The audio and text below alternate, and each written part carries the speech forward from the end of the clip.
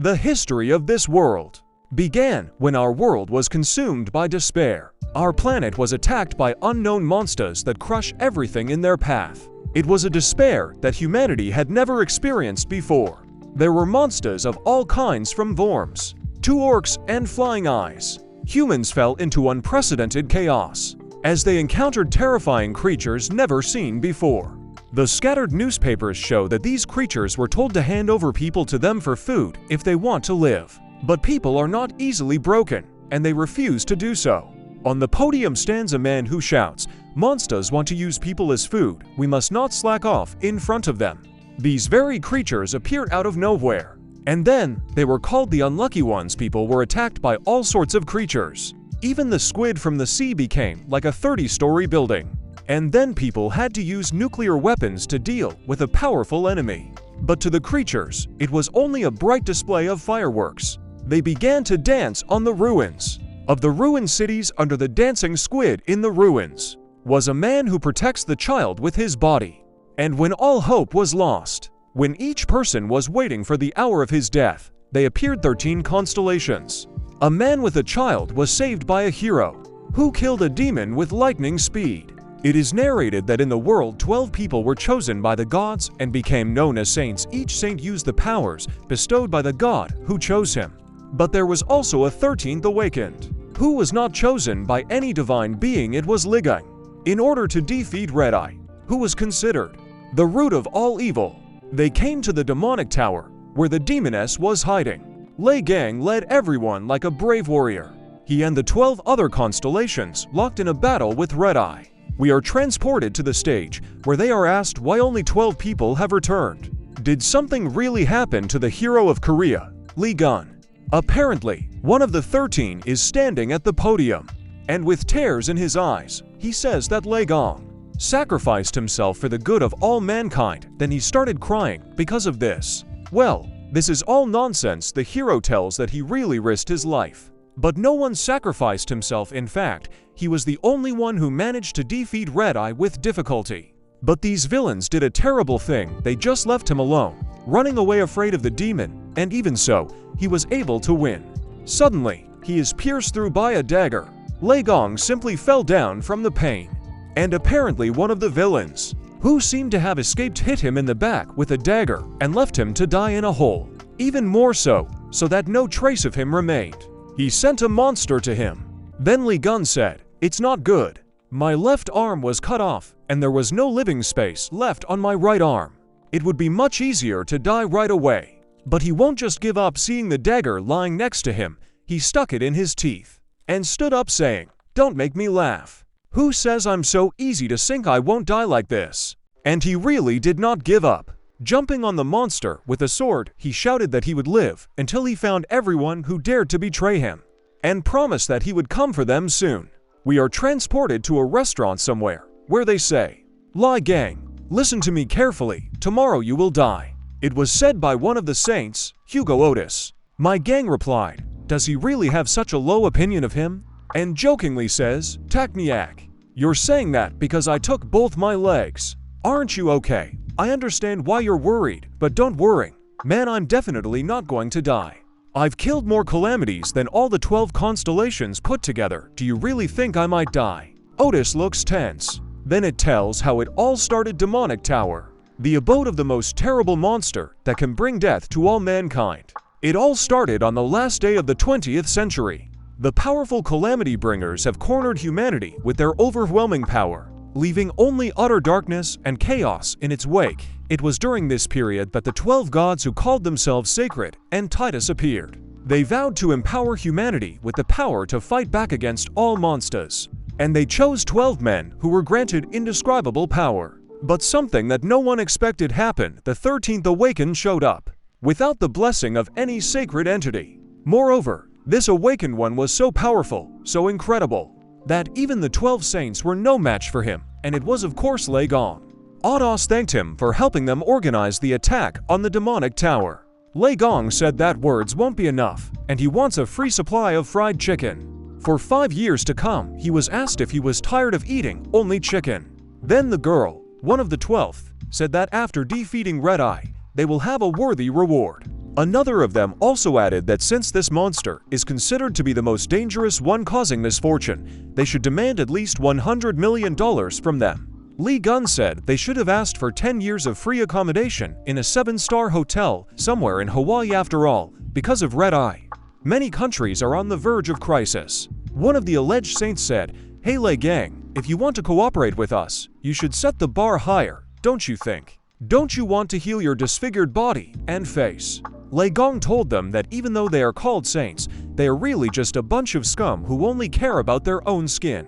And they also said that he should stop rushing to help everyone, because a few victims will only increase their price, which will increase the reward. Liang says that after defeating Red Eye, he hopes that he won't see them again. When they entered the demonic tower, they saw it with their own eyes. The Lord of the demonic tower, just by looking at it, one can feel a terrifying pressure. Then suddenly, he starts screaming that the whole earth was already shaking, and the surface was disappearing from under my feet. And suddenly, there was a huge shot from under it, which already threw. This beam pierced the roof of the tower. All 12 heroes were terrified. After the beam, a huge crater was formed in that place, in which lava boiled. The demon lord only laughed maliciously. The 12 constellations started to run away. Liang was only thinking about how to fight him at all. And to think that these scum were called saints, well, it doesn't matter to me. The one who defeats Red, I will be the great and unsurpassed me, he thought. And then it's narrated from Liang's perspective. Yeah, I was dreaming in the end. I was stabbed in the back by my own comrades. I wonder how much time has passed. How are things in the outside world? Does time flow equally inside and outside the tower? I'm even too lazy to think about anything. Right now, I'm just... And we see a bunch of monsters that the hero is shredding. And this place is a special trap, in which new hordes of monsters continuously appear. Lei Chong had the aura of an invincible hero around him, and he knows he can't be broken like that. And he shouts to them to wait for him, because he will surely survive and tear to shreds all those who dared to betray him. It is narrated that time passed inexorably forward, and now 20 years have passed since that moment. We see a monster that screams in fear as it managed to get to it. Then Lichen says that he is the last one left. The monster still screamed and called for help, but there was no one to help. The hero said that he shouted as much as he could, "It's all over." And he finished him off, saying, "It's finally over." He thought he could choose from there, but he just fell to the ground.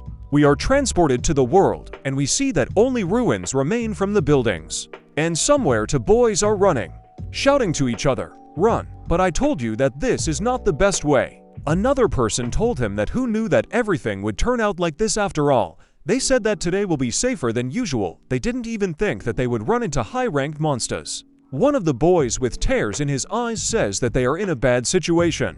And the fortune teller told him that today he will meet a monster with which he should not associate himself. They are surrounded by a crowd of monsters that look like wolves.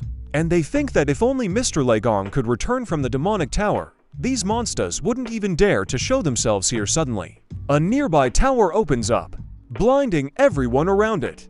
And then there is a huge explosion that leaves a crater in its wake. The guys do not understand what is happening now, and notice that someone is coming out of the tower. It was our Liang, who is full of strength and has apparently recovered his arm. And then he says, "Stab me in the back and leave me to rot in this hole. I won't let you get away with this." The boys are just shocked to see what he's doing. And he just deals with monsters with his bare hands. They can't even believe their own eyes that he easily took down the orange class attraction. Even high-ranked awakened ones wouldn't be able to finish them off easily. They compared the monster to helpless insects. Suddenly, Li Chen notices these guys and jumps towards them. They were very afraid of this and asked why he was attacking them. He asked where they came from because he thought there were only monsters left here, and he said that the work was finished here, right? Then they realized that it was he who had come out of the tower. Wouldn't that be a sensation? Another believes that it is impossible to return from the tower alive. He is most likely just lucky to be near it. A huge monster appeared behind Lei Chong, and he turned around to see a huge dog standing there. The guys are just shocked because this is the leader of the pack. Liang told them to get out of here. The dog began to charge its ability.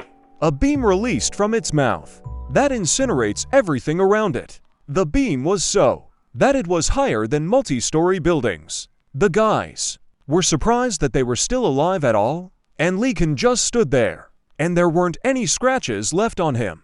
They can't believe that he protected them with his body just like that. At the same time, the hero called her a mongrel and jumped on her. He tells her to stay an obedient dog, and before the deadly blow, he shouted, "Sit down," and hit her so hard that the monster was immediately defeated.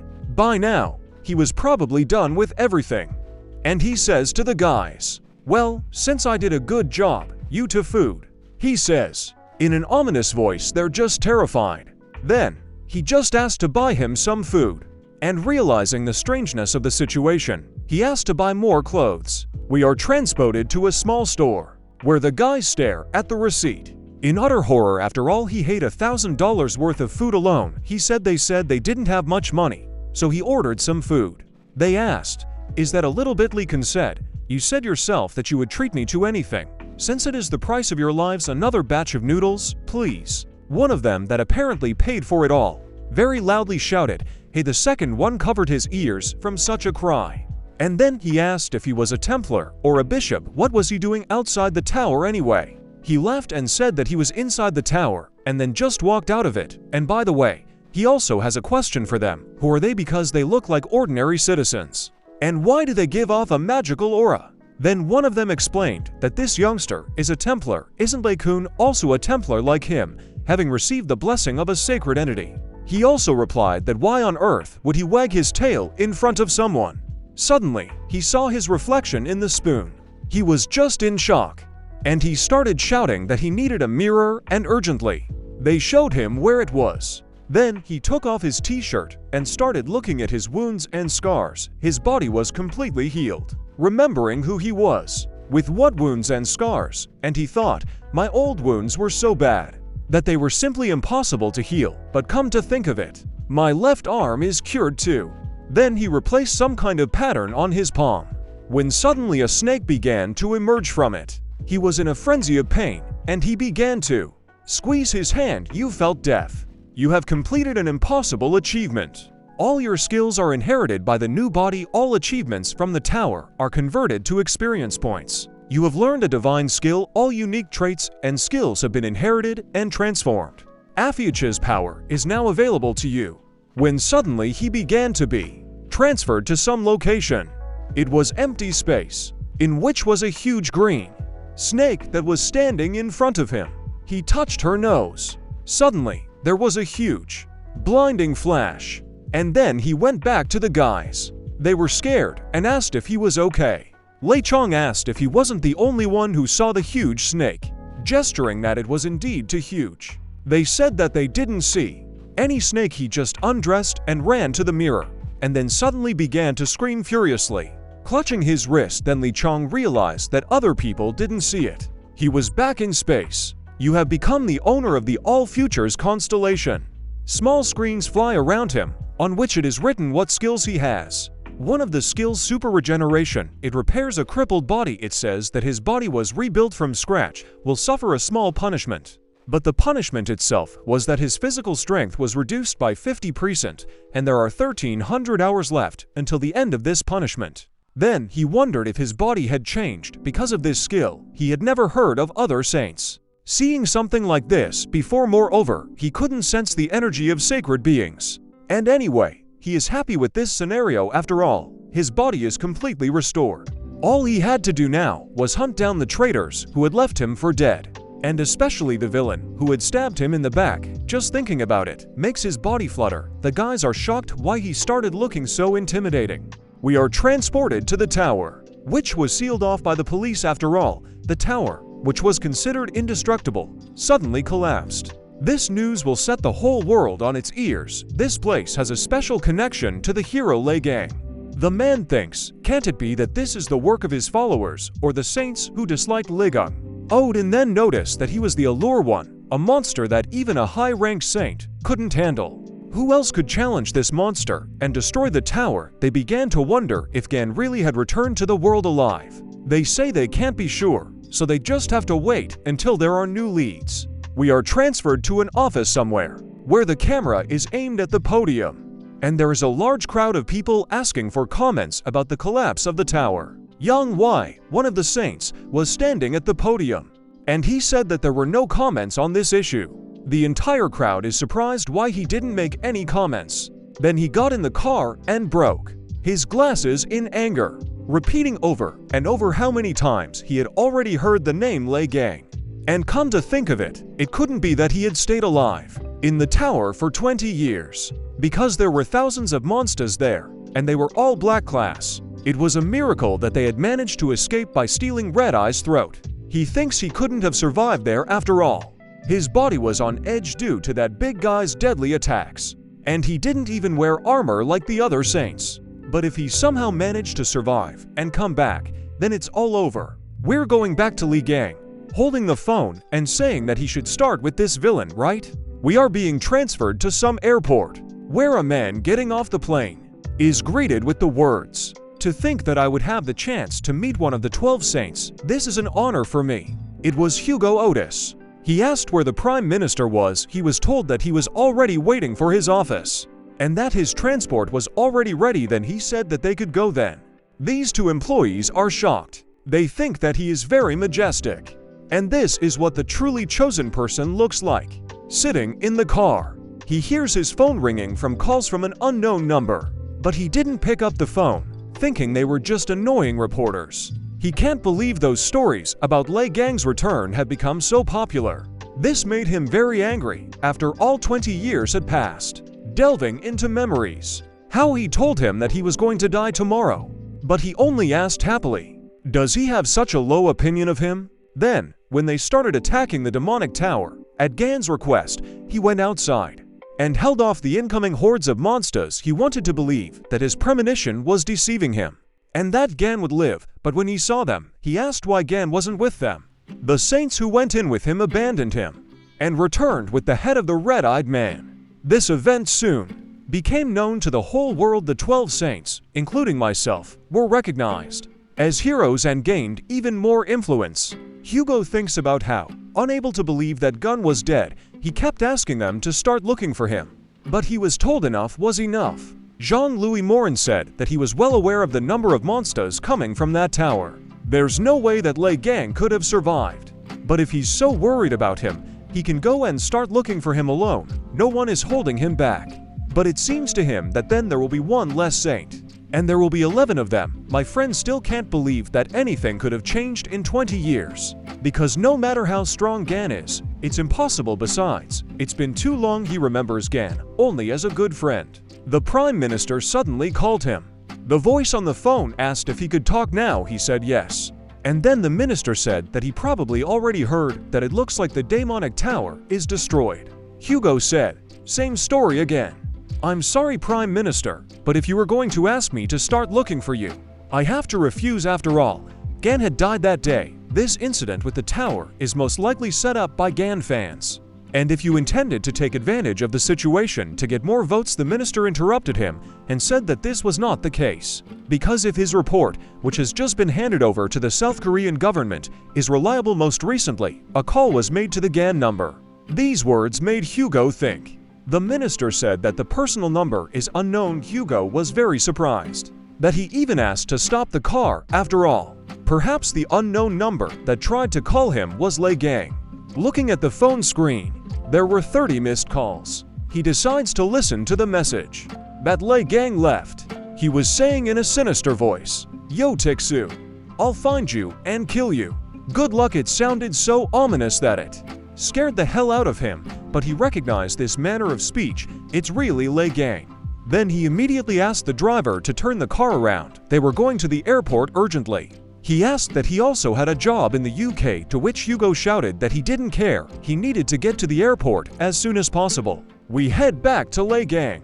He sits with his phone in his hands and says, "You've grown up, Tixu, and you even dare to ignore my calls." He was asked who he calls so hard. Liang waved it off, saying nothing to anyone.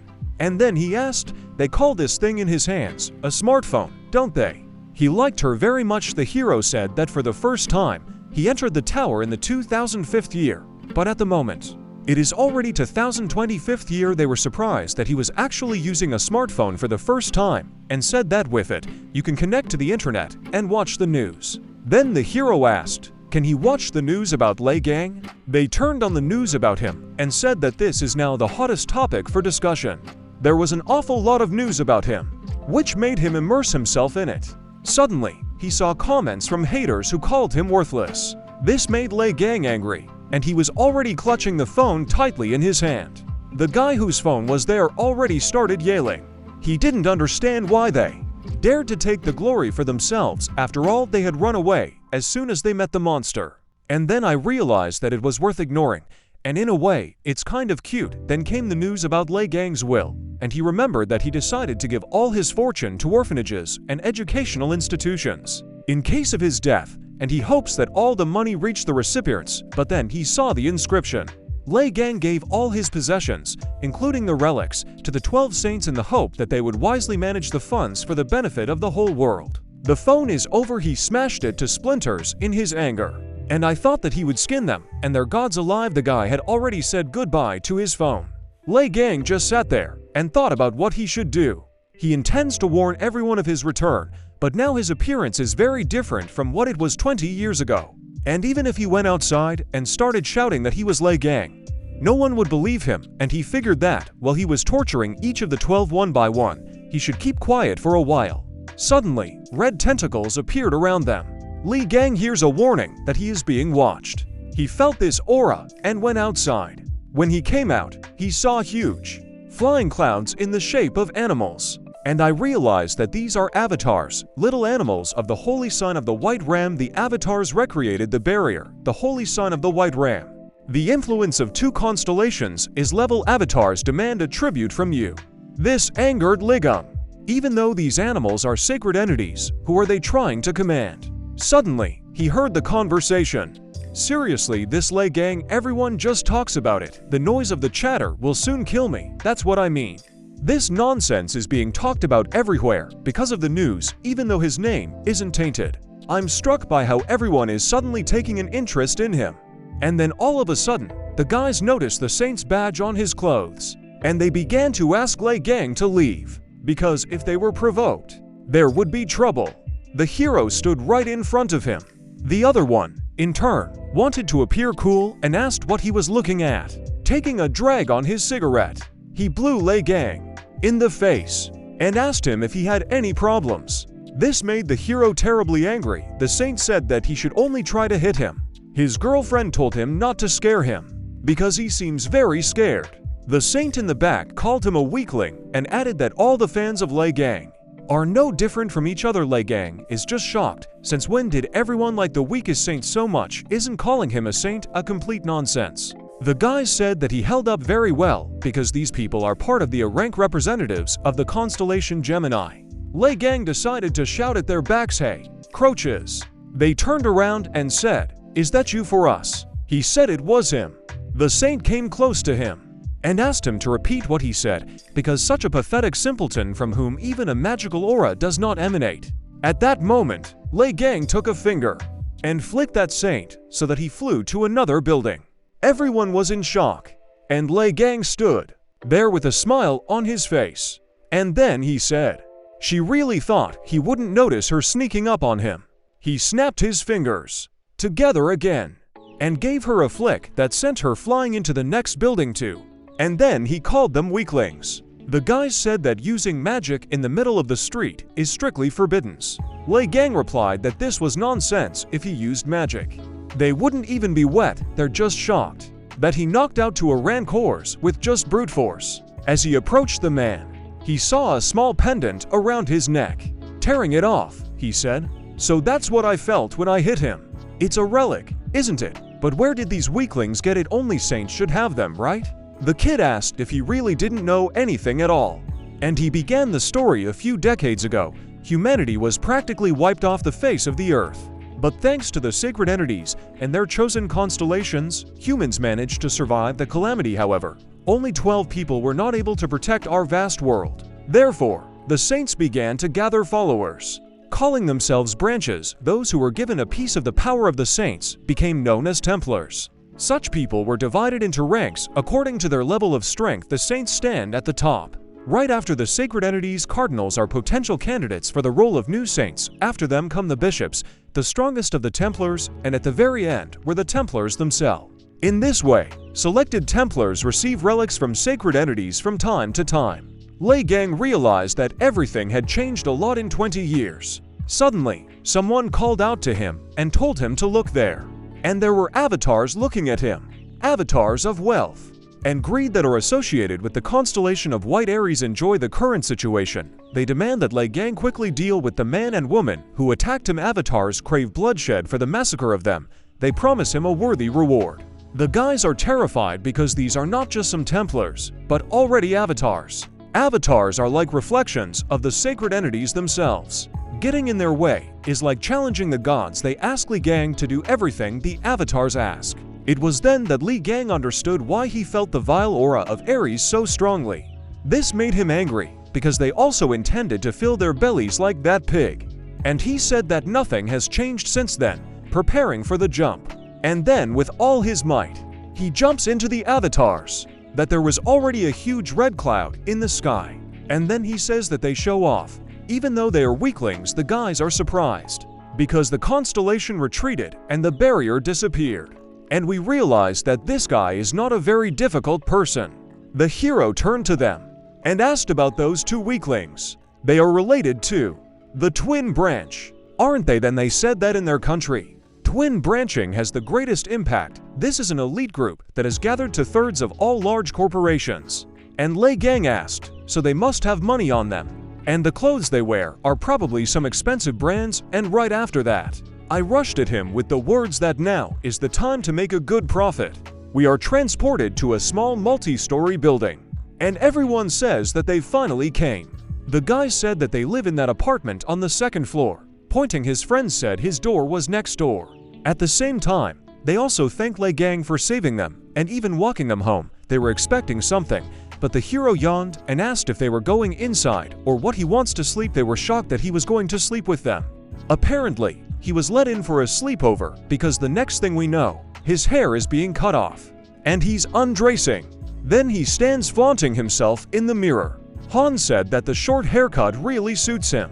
And now he looks even cooler than before.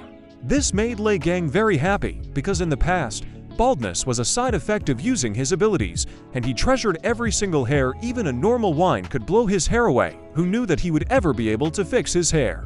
When suddenly he noticed the attraction in his apartment. He crushed it in his fist with lightning speed. Han is just shocked because he caught it with one hand. Even experts can't do that. Liang there stands with his hands and fights off everyone who comes up and asks how much. It is already on the bill. How much it is possible. They are very sticky to him. Han suggested that maybe they were attracted to his scent. Then the hero replied that this usually happens when something is wrong with the house, and then he noticed the relics and said, just look, of course these monsters will come here since you keep such an abomination at home. Han was surprised because these relics were received personally from the Gemini constellation and added that these artifacts do not belong to him. But the saint blessed them on immediately. Liang broke the figurine in Han's hands. Han is very upset. Then the hero said that the mask in his hands is designed to spy on the beer. And the music box collects all his personal information, and the watch so generally attracts the attention of monsters. Not only did these saints embezzle Liang's property, but they also started selling such vile goods to people. Just the thought of it infuriates the hero. Someone is standing outside their door, and he hears Liang screams through it. And then he goes into the house. Liang asks who else he is. Han greeted him, and it was Sungyi. These words made him very angry, because he is the owner of this apartment. We are transported to the residence of the White Ram Yang Wei, where the saint is informed that the Korean avatars have disappeared. His staff said that there was a big uproar in Korea about it. The saint wondered who could have done this. Since avatars are direct representatives of sacred entities, only someone extraordinarily strong can disperse them. Then, he asked you to contact all the other saints.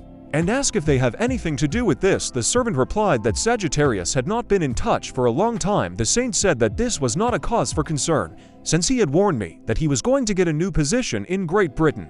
The servant said that he was informed that when he arrived at the airport, he immediately boarded another flight. Then the saint asked where he was going. He was told that the destination was South Korea. Then he wondered. After all, Hugo was on good terms with Liang. Could his actions be related to the rumors of his return?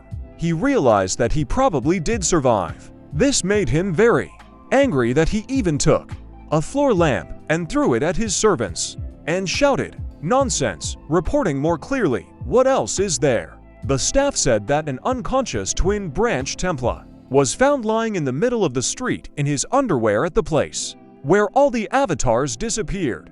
And according to the testimony of witnesses, he got into a fight with a beautiful young man.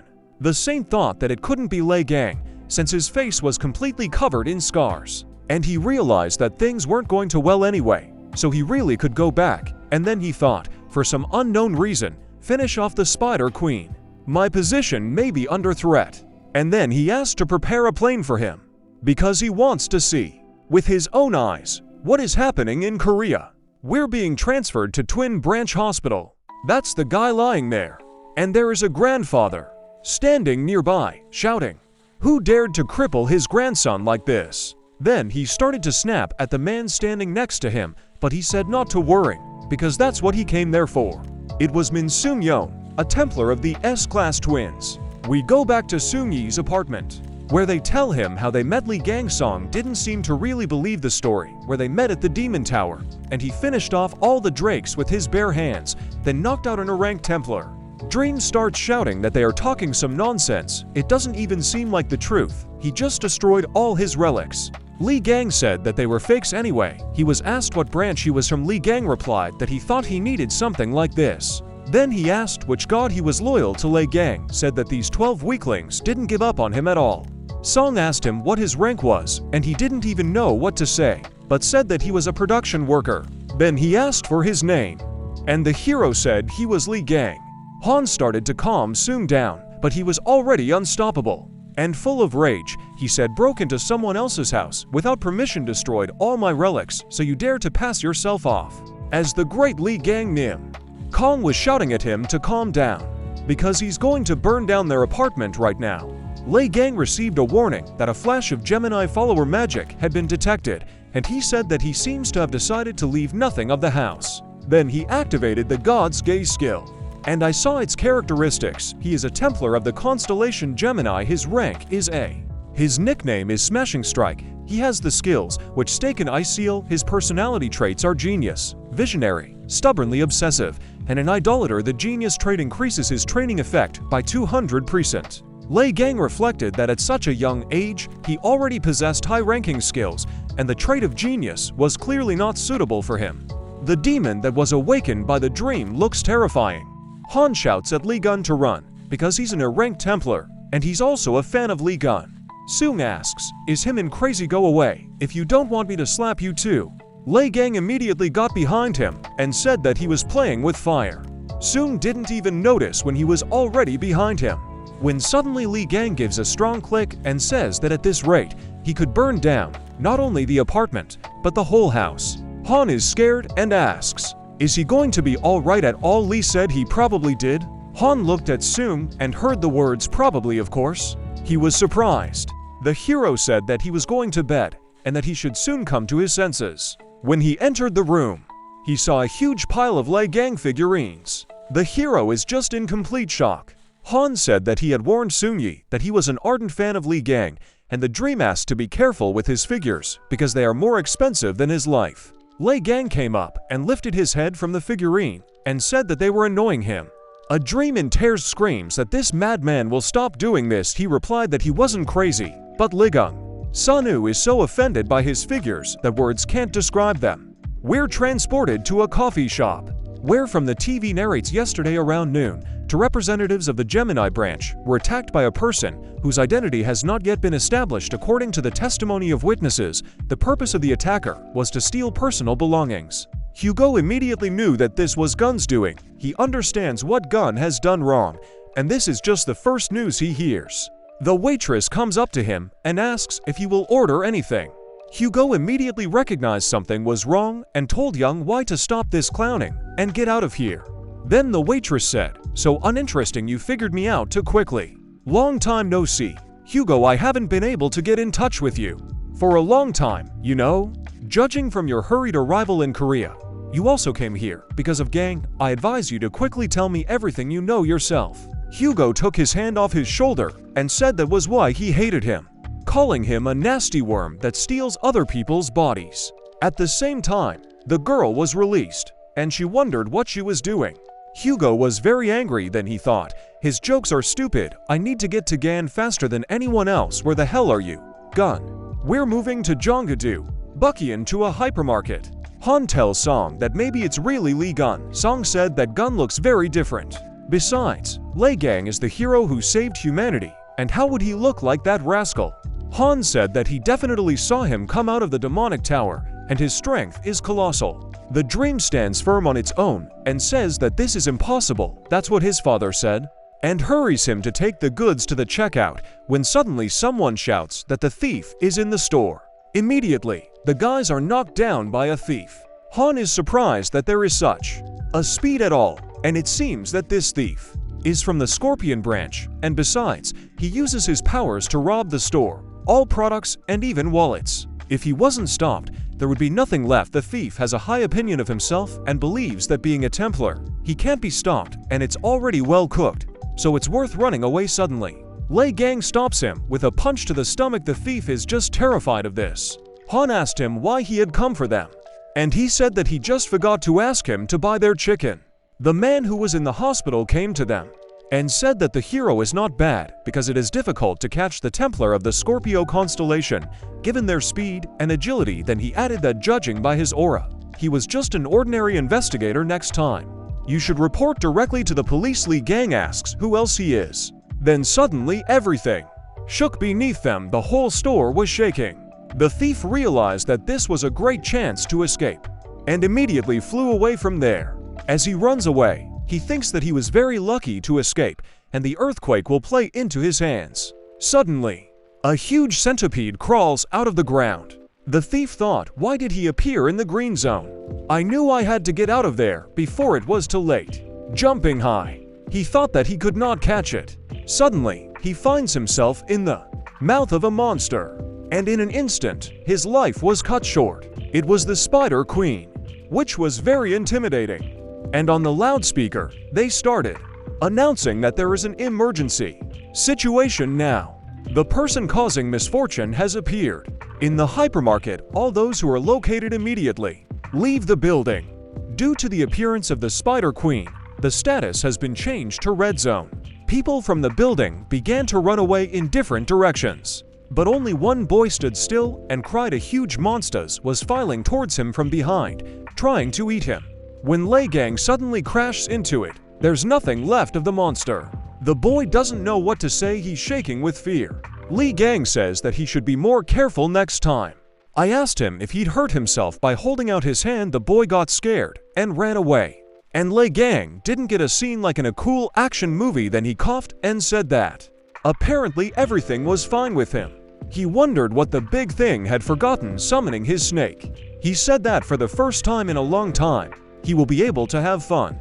We're transported to Yang Wei's car, and he asked to repeat what his servant said. He said that the unlucky ones appeared in the middle of a hypermarket in Buchan City. Yang Wei asked me to repeat the monster's name. It was the Spider Queen. The saint looked scared and remembered how they had failed during their last raid. He'd barely managed to seal it, and she'd managed to escape, and he knew that he wouldn't be able to hold off a red-class monster alone.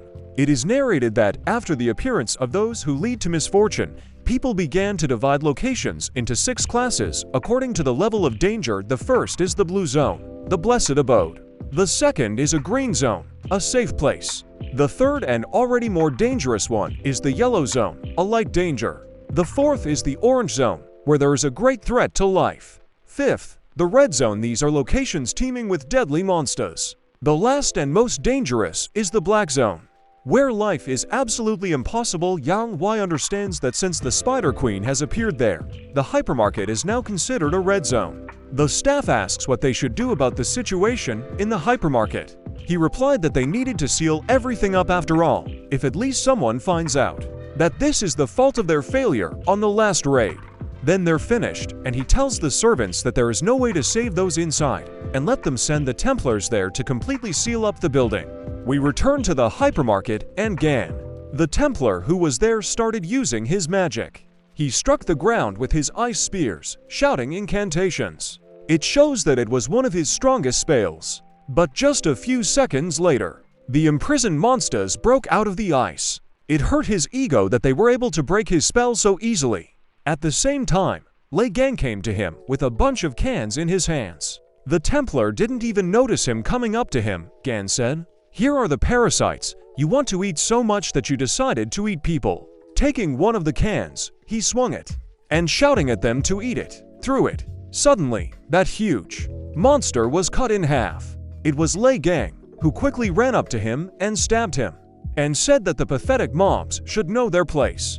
The guys opened their mouths in surprise. A notice appeared in front of Liang that he had destroyed the unlucky one. His level increased, and he got a consumable item. This surprised him, and he decided to see what consumables are by collecting supplies. He can create new skills and relics. He thought about it and realized that his production skills had also changed, but decided to try again later. Even though his physical strength is reduced by 50%, movement doesn't seem so difficult to him. It might even be able to use more energy than before it disappeared. The Templar is shocked, as Gan easily cut down the monsters that his S-rank skills couldn't stop. Liang decided to return the knife to the boys, because he took it with him from home. Templar doesn't understand where this guy came from. Suddenly, he decided to call out to Gan, and started shouting, "I knew something was wrong here. You're the guy who attacked our followers." Liang remembered them, and decided to hit him. Then I asked him how he could have guessed that. The Templar shouted that how could he not be recognized at all. He put on the clothes of the man he had beaten, and the badge that hangs on the clothes is an S-rank relic, issued only to the Templars of the Gemini branch. He added that he was sure that the secret of his power lay in this very badge. Liang only noticed it at that moment and immediately broke it open. It really hurt the Templar that he even shouted at him. Gan said that this so-called relic is only suitable as a decoration and nothing more. He can't even believe that these scoundrels haven't changed in 20 years. When the Spider Queen suddenly attacked them again, the hero noticed it. But the guys were very scared. All the people who were there began to run away in different directions, even more than before. By that time, Gan was already preparing for battle, and charged at her with lightning speed. Then, with a powerful kick, he drove it into the ground. People are shocked by such power. The Templar is horrified with him because he understands that Liang rushed into battle without a single relic and with fists. And at some point, the Templar is telepathically informed of the phrase, "Attention to all Templars of the Gemini branch, it's Soon-hyuk, Soon-yi, and Soon-yeon are you guys. Leave the building immediately. The Aries branch people intend to completely seal the building. Yang Wei is on his way here personally. We can't stop him. Besides, even a saint can't handle the Spider Queen. That's why they decided to get rid of this place completely. After all, the saints will have problems if people find out about their failure." Soon-yeon, "You have a teleporting skill, right? Grab Soon-yi and get out of there." Then Zhang only asked the two of them to leave. And I saw how many people were still out there, and how many more monsters there were. Liang continued to fight the Spider Queen. At the same time, Zheng began to drift. Sun Hayek asked, "Is there a problem with the two of them leaving?" At the same time, Zheng replied that there was no problem. Soon-yi started shouting, "What are you talking about? Outside help is clearly not enough. Don't you realize how much we're in this mess? Or are you suggesting we leave all these people here to die?" At the same time, he said that he understood. But his argument was that if the Spider Queen appeared in the middle of the city, what would people think? After all, then the citizens will begin to reproach the branches of the constellations. Their faith will weaken, and because of this, the power of the saints will be shaken. Humanity's faith with sacred entities must remain strong. Soon-yi wasn't going to abandon all the people, so Jun took out his phone and said that he could only teleport one person with him, so he chose Soon, since he was ordered to pull it out. Soon-yi shouts that he won't go anywhere without his friend, and there are still a lot of people who haven't had time to evacuate. Jun says this is not the time for whims, and he has absolutely no desire to die there. Because of him, he added that he couldn't go against the orders of his elders, so he decided to kill all the people so that Sun would have no choice. This made Sun very angry, therefore he also started to activate his abilities. At the same time, Jun said that he really intended to fight him. After all, they are completely on different levels, and it asks you to put aside your conscience and make a supposedly reasonable decision. And then suddenly, he was hit on the back by a huge piece of the monster's body, and it turns out that Lee Gun was there noticing the guys. He asked what they were still doing here. It's dangerous there, so they need to leave. Dream explained that the exit was blocked by the unlucky ones, so if they can't get out, they must either use the teleport or destroy all the monsters. But there are a lot of wounded people here, and the Ares branch people decided to seal the entire building. Gan was displeased. Zhang emerged from the wreckage and shouted for him to come over to him. Lei Gang said that if he wasn't imagining it, then he was scared and already ran away with flashing heels. Then he picked up the phone and said, "Let's see if they can get out of here alive, or at least he thinks he's the only one who can save them." But his plan didn't work out. The queen shot a spider web right at him and grabbed his hands and feet so that he couldn't escape. He realized his position, but it was too late, and he was sucked into the monster's mouth, leaving only his pathetic phone. Lee Gang said, "You two, I'll take care of everything here while you take care of the injured. I'll join you as soon as I'm done. It won't take long." They show us a hypermarket in the dome, and by that time Yang Wei arrived there. Asking what the situation was like, he was told that the building was almost cordoned off. Ian replied that they had already started before he arrived, and they didn't think it was to slow. The servants noticed that the barrier wasn't holding up as it should. It feels like something is about to break out. Suddenly, a blinding flash appears from under the barrier, and then a huge snake directly from the hypermarket. Even Yang Wei was very surprised. Everyone who was sealed in there ran out of it. They asked to skip and save the people who were most likely still in the store. Someone in the crowd said that there was a guy fighting a monster alone. Yang Wei heard this and knew that something was wrong, because even he couldn't hold back the Spider Queen. So he decided to go see for himself. He was told that it could be dangerous there. He replied that he did not care and that they should not relax. Jumping in with his fast speed, he saw the dead Spider Queen and wondered who could have killed her. There were signs of real carnage everywhere. He didn't understand what was going on here, and I started to wonder if someone was specifically hunting the Spider Queen. And he said that more and more headaches, although he believes that even without this, he has a lot of problems. When I suddenly felt a familiar energy and decided to see who it came from. Then he saw Hugo, and I started making up stories about him, thinking it might have been his doing. Behind Ian, someone stood up and asked in a creepy voice, "Did you miss me?" Yang Wei was very scared. Lei Gang noticed this and asked, "What's up? Piggy, is something wrong? It's been so long since I've seen you. What is that expression?" Yang Wei is so scared that he doesn't even know what to say. It turned out only to stutter to say, You. We are abruptly transferred to the street to Sun. By the time the ambulance and other services arrived there, at the same time, Song wondered if that guy could really be Lee Gun Nim. He thinks that even though the guy looks different, but his movements. Then someone called out to him. It was Hugo. He asked why he was here. Song Bircha asked why he came back. Han was surprised that he was personally approached by the holy sign of Sagittarius. Hugo wasn't happy how anyone could treat their father like that. The words made Han laugh, but Song was shy. At the same time, Hugo said that it was good that he was not injured. A little medical attention should get him back on track quickly. Then he asked, more importantly, Dream, were you inside that market? I was informed that all the monsters inside the building were destroyed. You saw who did it, didn't you? Song just snorted at him. Hugo was angry, but he didn't show it, and he wondered who his son had grown up to be. Han then asked if Gangheng was going to be okay. As soon as Hugo heard this, he immediately started asking him about it, whether he knows him, what's wrong with him. Han explained that Gun is currently in the hypermarket and added that he managed to defeat the Spider Queen, and said that he introduced himself as Liang. Hugo asked me to describe everything in more detail, but at that moment, the wall of the hypermarket was broken through by something or someone. We are transported to Yang Wei, who activated his ability. Gun said it was too, because this was the first time they had seen each other in 20 years, and the first thing Yang Wei decided to do was attack him. He decided to ask how he even managed to survive in the tower. But then he looked at the guy in front of him and thought, he looks a lot like Liang, but where did that terrible scar on his face go? Yes, and his voice seems familiar, but different from before, plus, he looks way too young.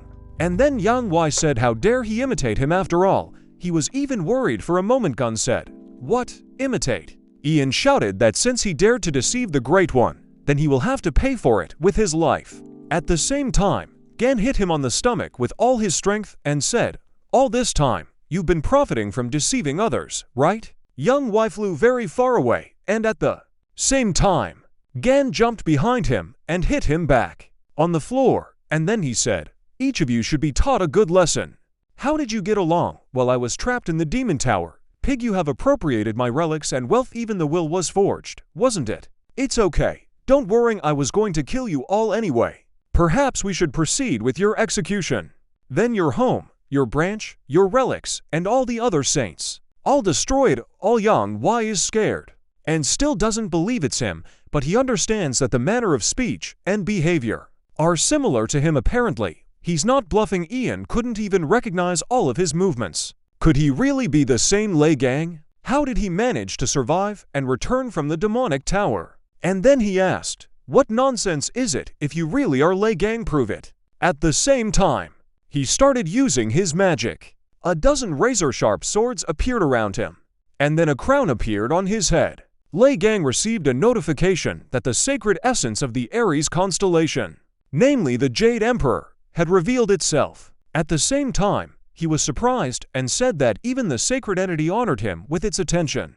Yang Wei pointed his finger at Gan, and in the same second, a dozen chains were wrapped around him, and he asked if he still thought they were weaklings. And his next spell was 100 swords. He added that he did not understand how he managed to survive in the tower. Then he said the sovereign skill, heavenly weapon. The Jade Emperor aimed all those swords straight at Gan. This impressed Liang. Yang Wei shouted at him to shoot and die at last. At that moment, a bunch of swords were stabbed into him. Because of this, a huge mountain was formed. Ian thought that he had succeeded.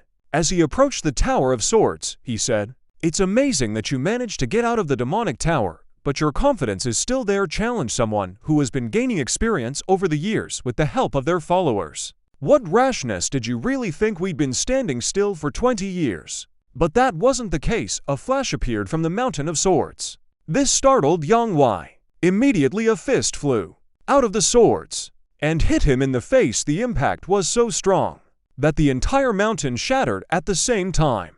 Yang Wei asked if it was really Liang. He replied that he finally recognized him and returned to their souls. Then he noticed that even his weapon smelled bad. Ian was very surprised. After all, this level of regeneration is impossible even for the constellation of Aquarius, which has healing skills. Liang was notified that he was on the verge of death, and that the conditions for the strength skill 13 were met. He said that because of it, he became stronger, and he suggested that since he was here, why not try out a new skill? The sacred essence of the Aries constellation watches Liang in shock, and she denounces Yang Wei, asking why Liang is still alive. The sacred entity repeats in amazement that this should not have happened, after which simply hurriedly retreats while shouting obscenities. Yang Wei is simply horrified. Why did his sacred essence leave him before it was over? Liang said that he was quite merciful, so Yang Wei would only feel the pain that Liang himself went through. After a while, the servants and Hugo enter the building. They see that all the monsters are dead, and Hugo himself feels someone's energy. With the help of his ability, he looks at whose energy it is. It was Yang Wei, and he knows that this is definitely Liang's doing, although he always creates problems, but this is too much. The servants can also sense his aura, and they say that it is very weak. Hugo asked everyone to move away and hit the floor with his hand. At the same time, they fell through the floor. To Yang Wei. And then he said that this guy is really Liang.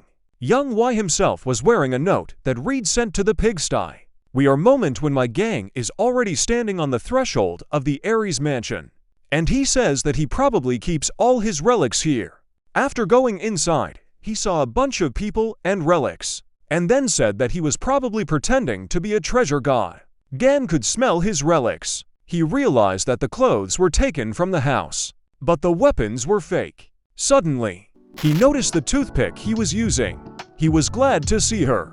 Then the noise and sirens started all over the hall. All the guards rushed over and surrounded him, asking him to drop the relic. Gun said that even though he didn't want to, he probably would. Immediately, he needed all the guards with lightning speed, and he said that the old stuff is much better, and then he said it was good to see him again. It was a slug. The notification said it was a relic, a lump of slime that could recreate anything. The conditions for the crafting workshop skill have been met. Now he can create a 17-square-foot workshop. Since hidden skills have been unlocked, he can give the slime ball his trait. Gan suggested that the slug go to the exit. But suddenly he felt the strong aura of the relic of the Ares constellation. Then he said that it would be a pity to leave empty-handed, and decided to open the door there. Hugo had already arrived by that time, and saw that all the people were fleeing from there. He mentally begged Gan to stop, when I noticed that Gan came out with a huge bag, apparently relics. Then he shouted his name, and ran to him in tears. Gan waited for him smilingly, and said that in the name of old friendship. But Hugo mistook him for the man standing next to him, and he began to cry out that since he was alive all this time, he should have found him, and he asked me what was wrong with his leg, how he got back here, and where he had been all this time. Gun got angry, and threw himself into it with all his strength, saying, "How can you confuse someone's face?" Did he say he wanted to die because he was confusing him with someone else? Then Hugo saw a lump of slime, and Gun said that apparently Tixu wants another beating. But Hugo was too happy to see him that even so, he went to hug him standing in tears, said that he was alive, and is it really him? Gan is also very happy to see him, but he is still angry at him, so he punches him in the stomach, and then asks him how dare he rush at him so suddenly. Hugo noticed that it was definitely him suddenly. Hugo's sacred essence was revealed. It was a god very much like Hugo himself. They were both very surprised. Why did he suddenly decide to visit them? God Hugo thought about it. They both look at him and don't understand what he wants. The sacred entity Apollo doubts the veracity of Gan's survival and offers to verify it. Hugo asked him how he was going to do it. The sacred entity Apollo points his arrow at Lyra, saying, "Everything will be clear when I shoot him." Gang said that he should just get rid of this vile god. After all, when he meets a person, the first thing he does is point a weapon at him. Hugo tries to calm them both down, and tells Gang not to think about it. It's okay, he didn't mean to offend him. Gan says, "Are you talking well? We should continue where we started?" Hugo doesn't remember how their meeting started, but Gan reminds me that he was going to kill him, and he says that when he returned from the demon tower, he found that his house was sold, his property was appropriated, and all the relics were gone somewhere, and he says he should punch me once. Then it hit Hugo's head. He's both happy that it's really Gun, but also angry that he hit him too hard. At this moment, all the guards run out of the building and shout to find the thief. They need to return the relics. Gun remembers that he was supposedly being chased. Hugo asked him what he had already stolen. He points to a huge bag and says a couple of trinkets. Hugo is horrified that he stole the relics from Yang Wei's vault. Gang thinks it's cool, but Hugo doesn't. The guards say they need to grab him right now. The head guard says they can't handle him, and he says that the thief will certainly be too tough for him, even if everyone thinks he is quite strong. Suddenly, they notice a huge avatar flying out from behind a building. The head guard said he was already here. A huge paw landed, and it was the avatar of the Ares constellation. The beast of plenty. Pichu Ligan was notified that this is the avatar of Ares, and that his money, along with the relics, could be stolen. The avatar began to growl at them, intensely terrified. Hugo doesn't even know what to do, so he suggests they just leave everything behind. Gun told him to just stand there and watch, because he had a plan. He then asks his pet to transform into a knife. He began to transform, and he managed to make the handle, and soon the blade itself.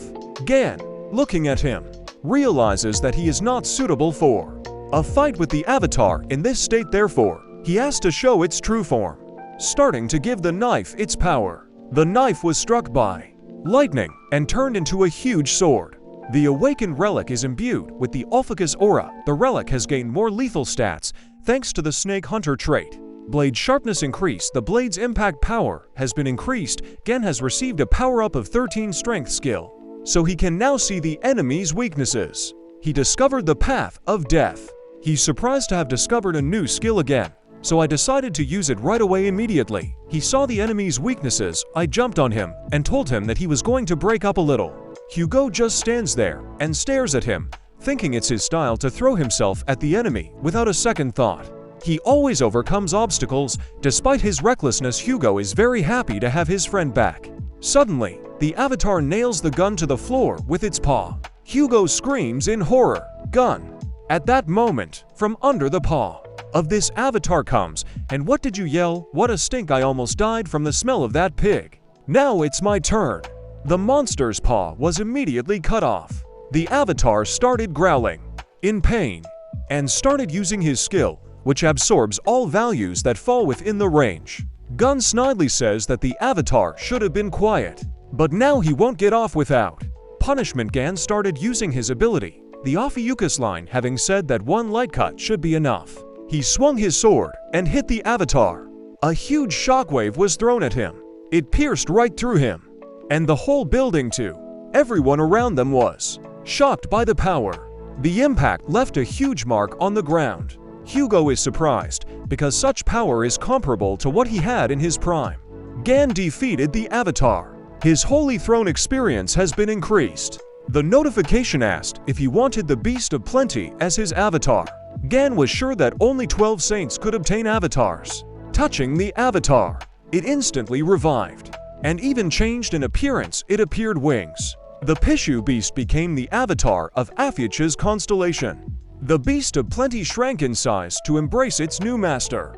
Gan says it will be great to use it as a repository for his relics. Hugo thought, did you take an avatar from another branch? When had he even managed to acquire such a skill since his return?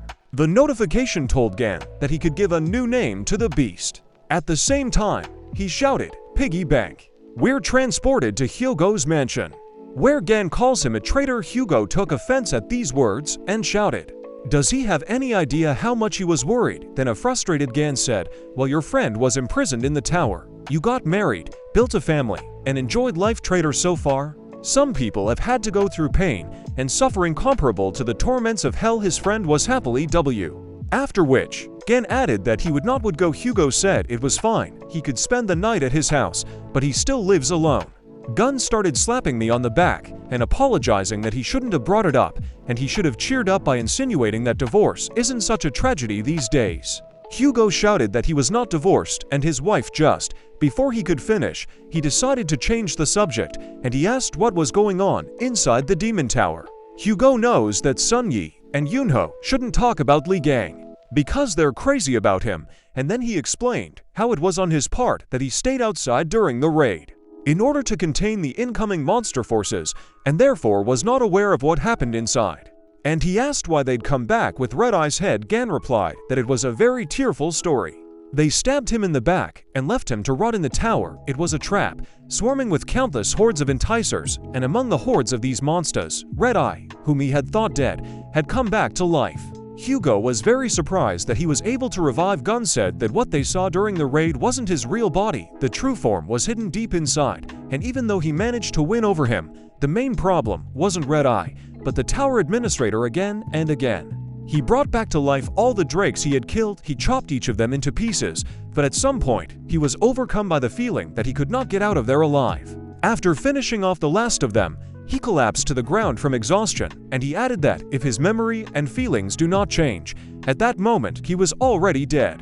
But then, when he opened his eyes, he found that he had somehow found himself outside the tower. At that moment, he was filled with a strange energy. And he said that he could only be sure of one thing: the scoundrel who had stabbed him in the back was well aware of the structure of the tower. He threw it into the drawer's den, as if he knew what was waiting for him there. He confidently said that sooner or later, He will get to those who appropriated his property for themselves, but the scoundrel who stabbed him in the back will receive a special punishment, and to do this, he needs to prep. At the same time, he began to create good equipment. He called for a workshop and started using the materials to create it.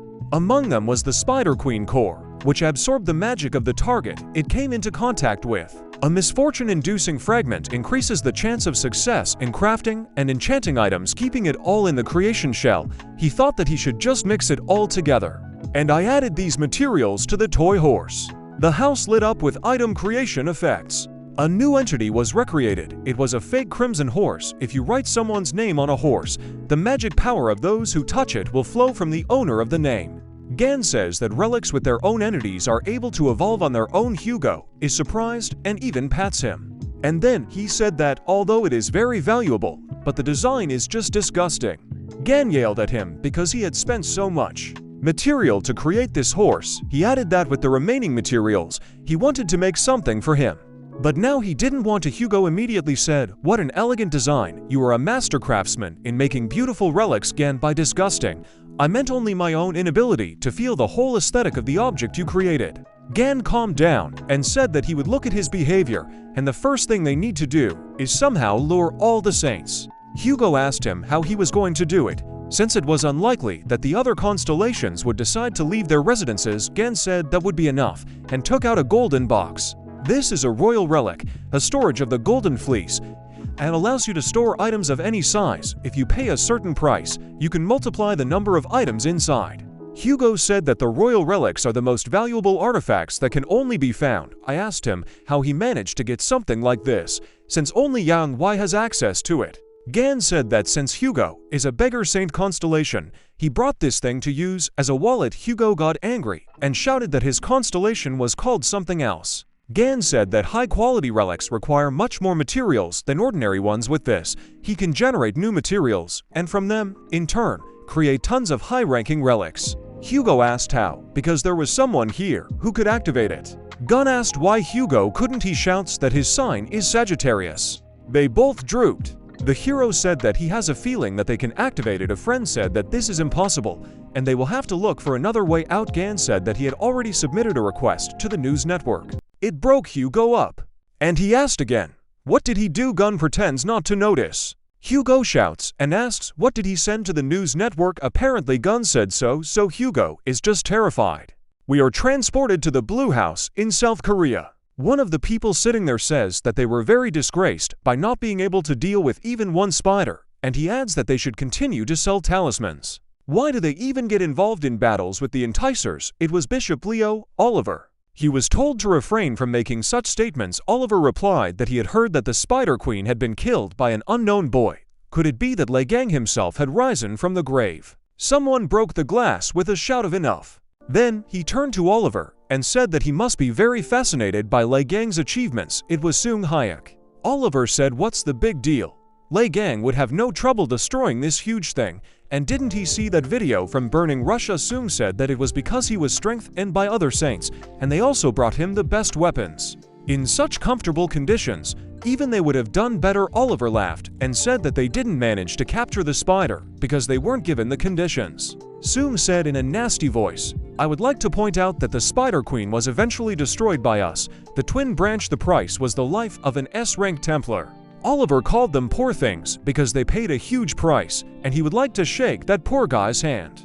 But alas, this will have to dig into the monster's stomach. The two of them radiated a flame of anger. The man who sat him and heard all this wondered when the Blue House had become a den for these scoundrels. A servant flies into their office and says that there is an urgent report and asks them to turn on the news. On the news broadcast, we have an emergency power-up. Our news channel has just received a mysterious package. Inside were photos of the holy sign of Aries, Yang Wei, and also a short message. The note said, I'm back. According to the results of the tests, the handwriting is 99%, the same as that of the missing hero, Liang. We go back to Hugo's house, where he stands there in a rage and asks Gun what he was even thinking about sending them something like this. Gun nonchalantly said that it was just an announcement, and he lets them know that their heads will soon be on his plate. Hugo shouts at him to say that attention isn't enough after all. Yang Wei's death is already a huge problem in itself, but Gang decided to make things worse with this message. Gan turned to him and said that Yang Wei wasn't dead and he certainly wasn't alive. Hugo is absolutely horrified because Gun took out a toy and said that it was Yang Wei. What a lot of name calling. Yang Wei called him Hugo doesn't know what to say. The toy just detaches itself from it. Gan said that due to the recent battles, all of his skills had slightly improved, and he was able to imprison Yang Wei's astral body in this toy. Hugo isn't even sure that's even possible. Gan said it wasn't the most important thing, and handed him the dagger, and then he said that it was the same dagger that was stuck in his back, the weapon that caused his imprisonment. Hugo looks at it and realizes that it is the dagger that almost caused Gun's death according to its shape. This dagger is far from the most ordinary, and he said that if that was what he was injured with, then it definitely wasn't Yang Wei. And Gun stands with a malicious smile, stretches the toy, and says that he probably should apologize to him. And then, he says that he is going to visit the shopping complex. Hugo asked why he was going there. He showed the toy with the words, "Piggy told me that she saw a blade with a similar shape there. And then I asked Hugo for clothes. After changing his clothes, he told number 2 to protect the house." Hugo asked why the second one did he have a first one. As he left, he said, "I'll be back soon." First, Hugo was angry. We are transported to the Ares mansion. There were a bunch of servants going around investigating this place. Then, apparently, the main one said that as expected, the Ares constellation is not there, and the aura of the sacred essence is also not felt. The girl splashing with water asked where he might have gone. This was the holy sign of Aquarius, Sophie marred. The servant said, maybe he took his possessions and deliberately disappeared somewhere. Sophie said that if he deliberately made deals with the saints in secret from me, then things would become much more problematic. She wondered where the fat bald man might have gone. The staff speculated that it might be Liang who had abducted Yang Wei. Sophie laughed a lot and said it was a very stupid joke. The servant replied that she was very sorry, but said, without thinking, Sophie replied that everything was fine. They will visit the shopping complex as planned earlier. They need to have time to get rid of unnecessary relics and prepare money for the drachma auction.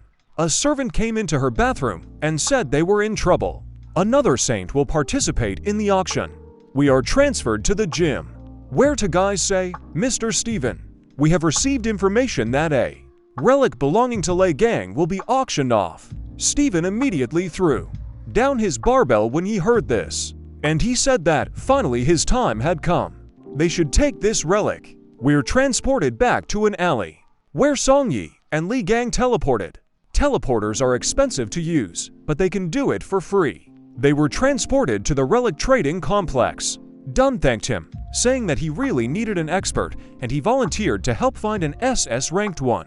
He said he was always happy to help, but remembering Soon Hyuk's words, "You know the man who killed the Spider Queen? Don't you recruit him to us at any cost. We are ready to fulfill any conditions." I look at my phone, where the boss writes that he should recruit him, and they will offer him a black card, a free teleport forever, and a very lucrative contract. Gan saw this and asked why his boss was bothering him even after the recent incident at the hypermarket. Holding out his hand with the dagger, he said that he was returning it, saying that it was a great help in the battle with the bugs. This dagger was the will of Janus, who was very heavily leveled up. Sungi said that he felt like he broke down after that battle. Gan said that he had completely restored it. Efficiency has changed slightly. Song thanked him. They came to an SS rank appraiser. The people around were surprised, and surprised that such a person would be in such a place. This was the holy sign of Aquarius. Sophie marked when she got to the door. She said that she wanted to get rid of a few relics. Before the auction started, the security guard said that he was very sorry, but right now the appraiser is busy with another client. In her mind, she was furious and thought about how they dared to serve someone else when she was already here, but she said she would just wait for her turn. And he wonders who's still inside. Gun looks at all the relics and says that this building is owned by an SS ranked player. The prices are just right for his rank. The appraiser asked Sun, who made it. Gun shouted that it was his doing.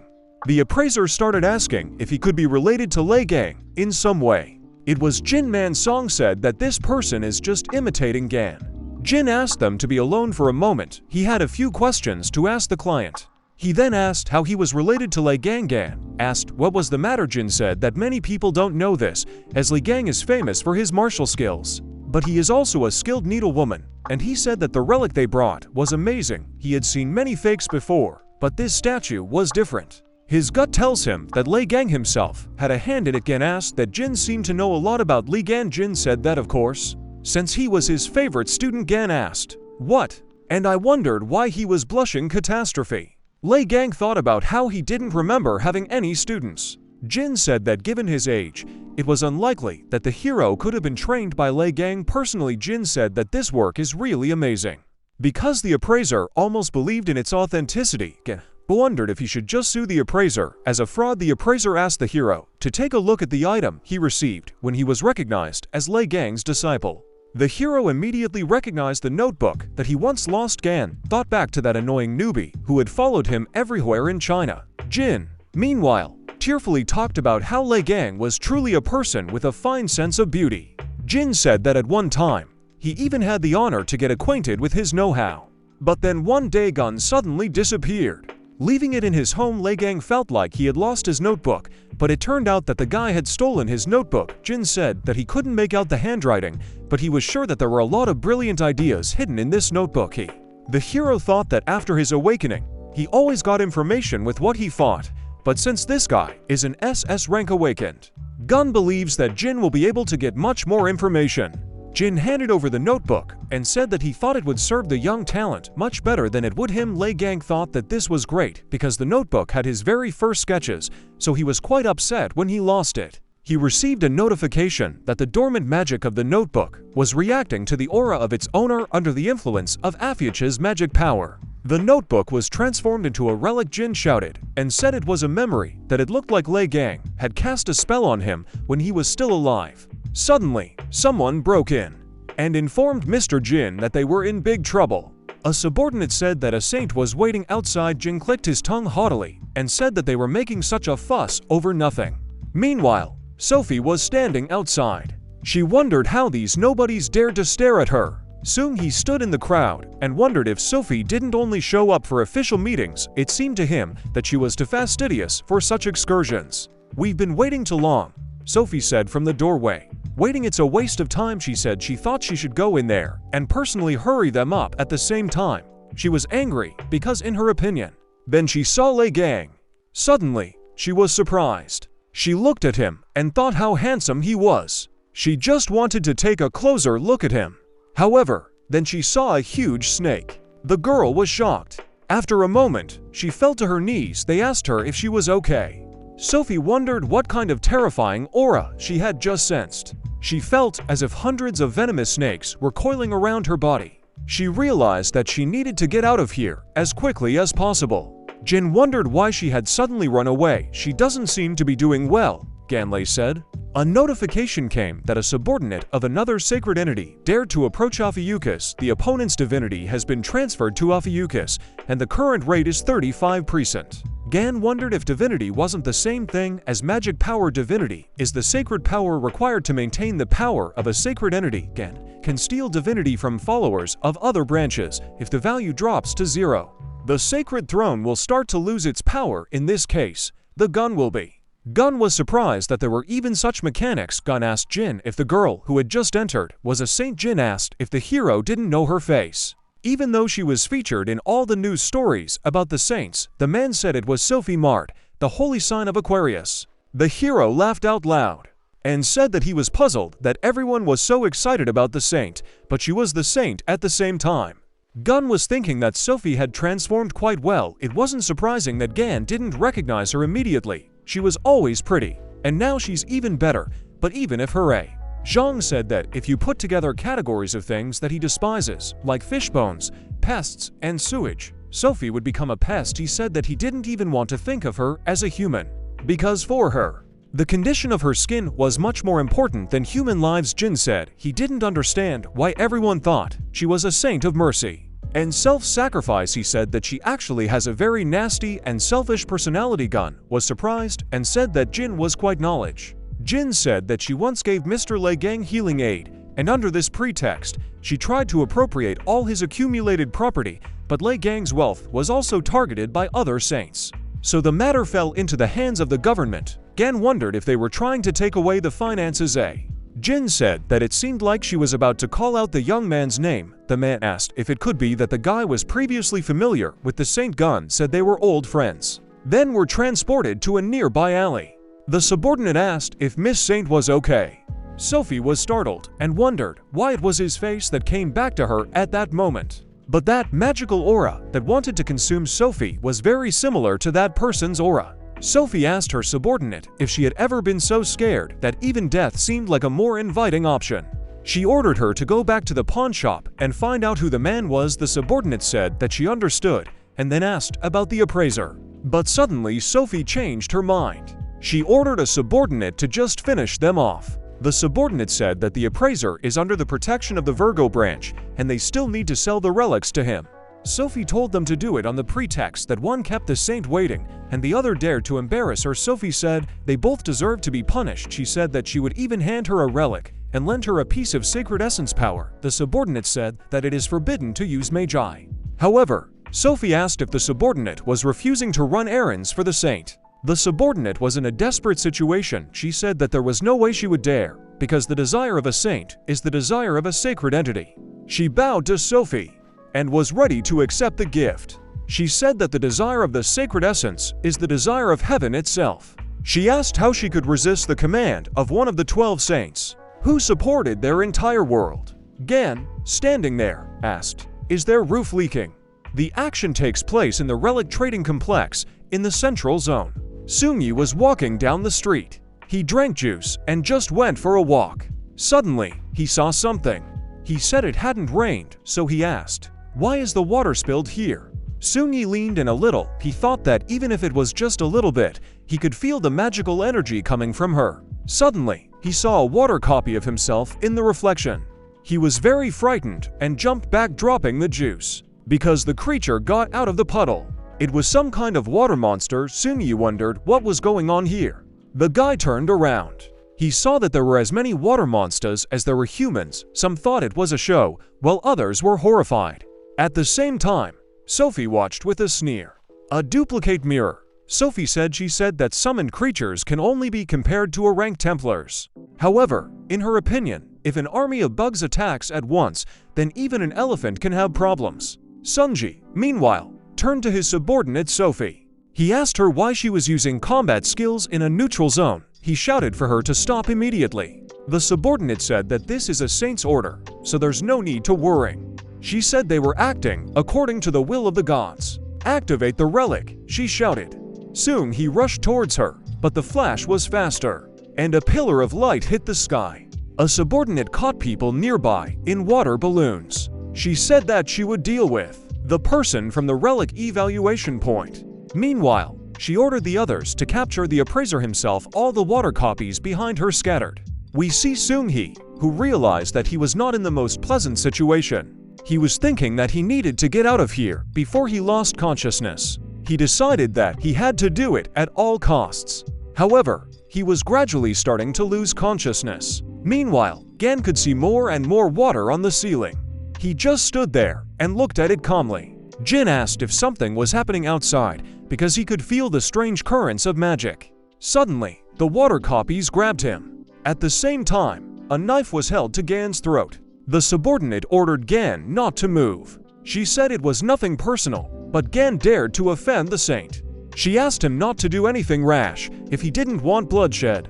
The subordinate said that the saint ordered them both to be killed. The subordinate said that if they offered their sincere apologies and bought their relics at a high price, then perhaps she could put in a good word for the. Jin didn't care. He was completely calm. Gan said he believes that people are not allowed to brandish a knife in public these days. This shocked Jin. Gan said he never thought about using a gun. Gun asked Jin Man to ask them to come out and pay compensation for the damage. However, the appraiser's mind was preoccupied with the fact that that knife was a gift from Aquarius constellation, but Gan managed to destroy it with his bare hands. The subordinate got angry and reminded him that she had told him not to push too hard. Then the water snake launched an attack on Gan. He struck out with his hand and destroyed it. Gun asked her if she had any more because it felt amazing. The subordinate thought that this was just some nonsense because Gan knocked out the clone with one blow. The subordinate thought that she knew that the saint had become ill for a reason. "This man is dangerous." The subordinate thought she realized that she needed to deal with him as quickly as possible before he caused any more trouble. She said they were going to see if Gan could handle it. The subordinate said that they were created by the purest magic of a saint. The subordinate used the orange class summon. Water waves. Gan said these pests seemed incredibly happy to see him. The hero turned back to the appraiser. Gan said that Jin had told him that he could take what he liked. Gan took the knives and said that then he would borrow them. The hero immediately disappeared from the place where he was standing. He charged towards the enemy.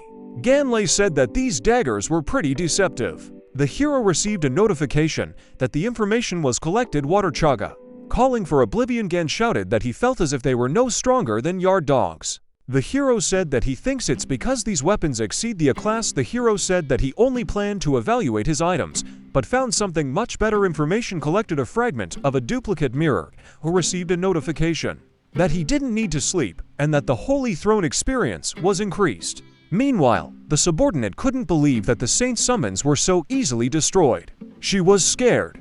Gan asked frighteningly, "We're not done here yet, are we?"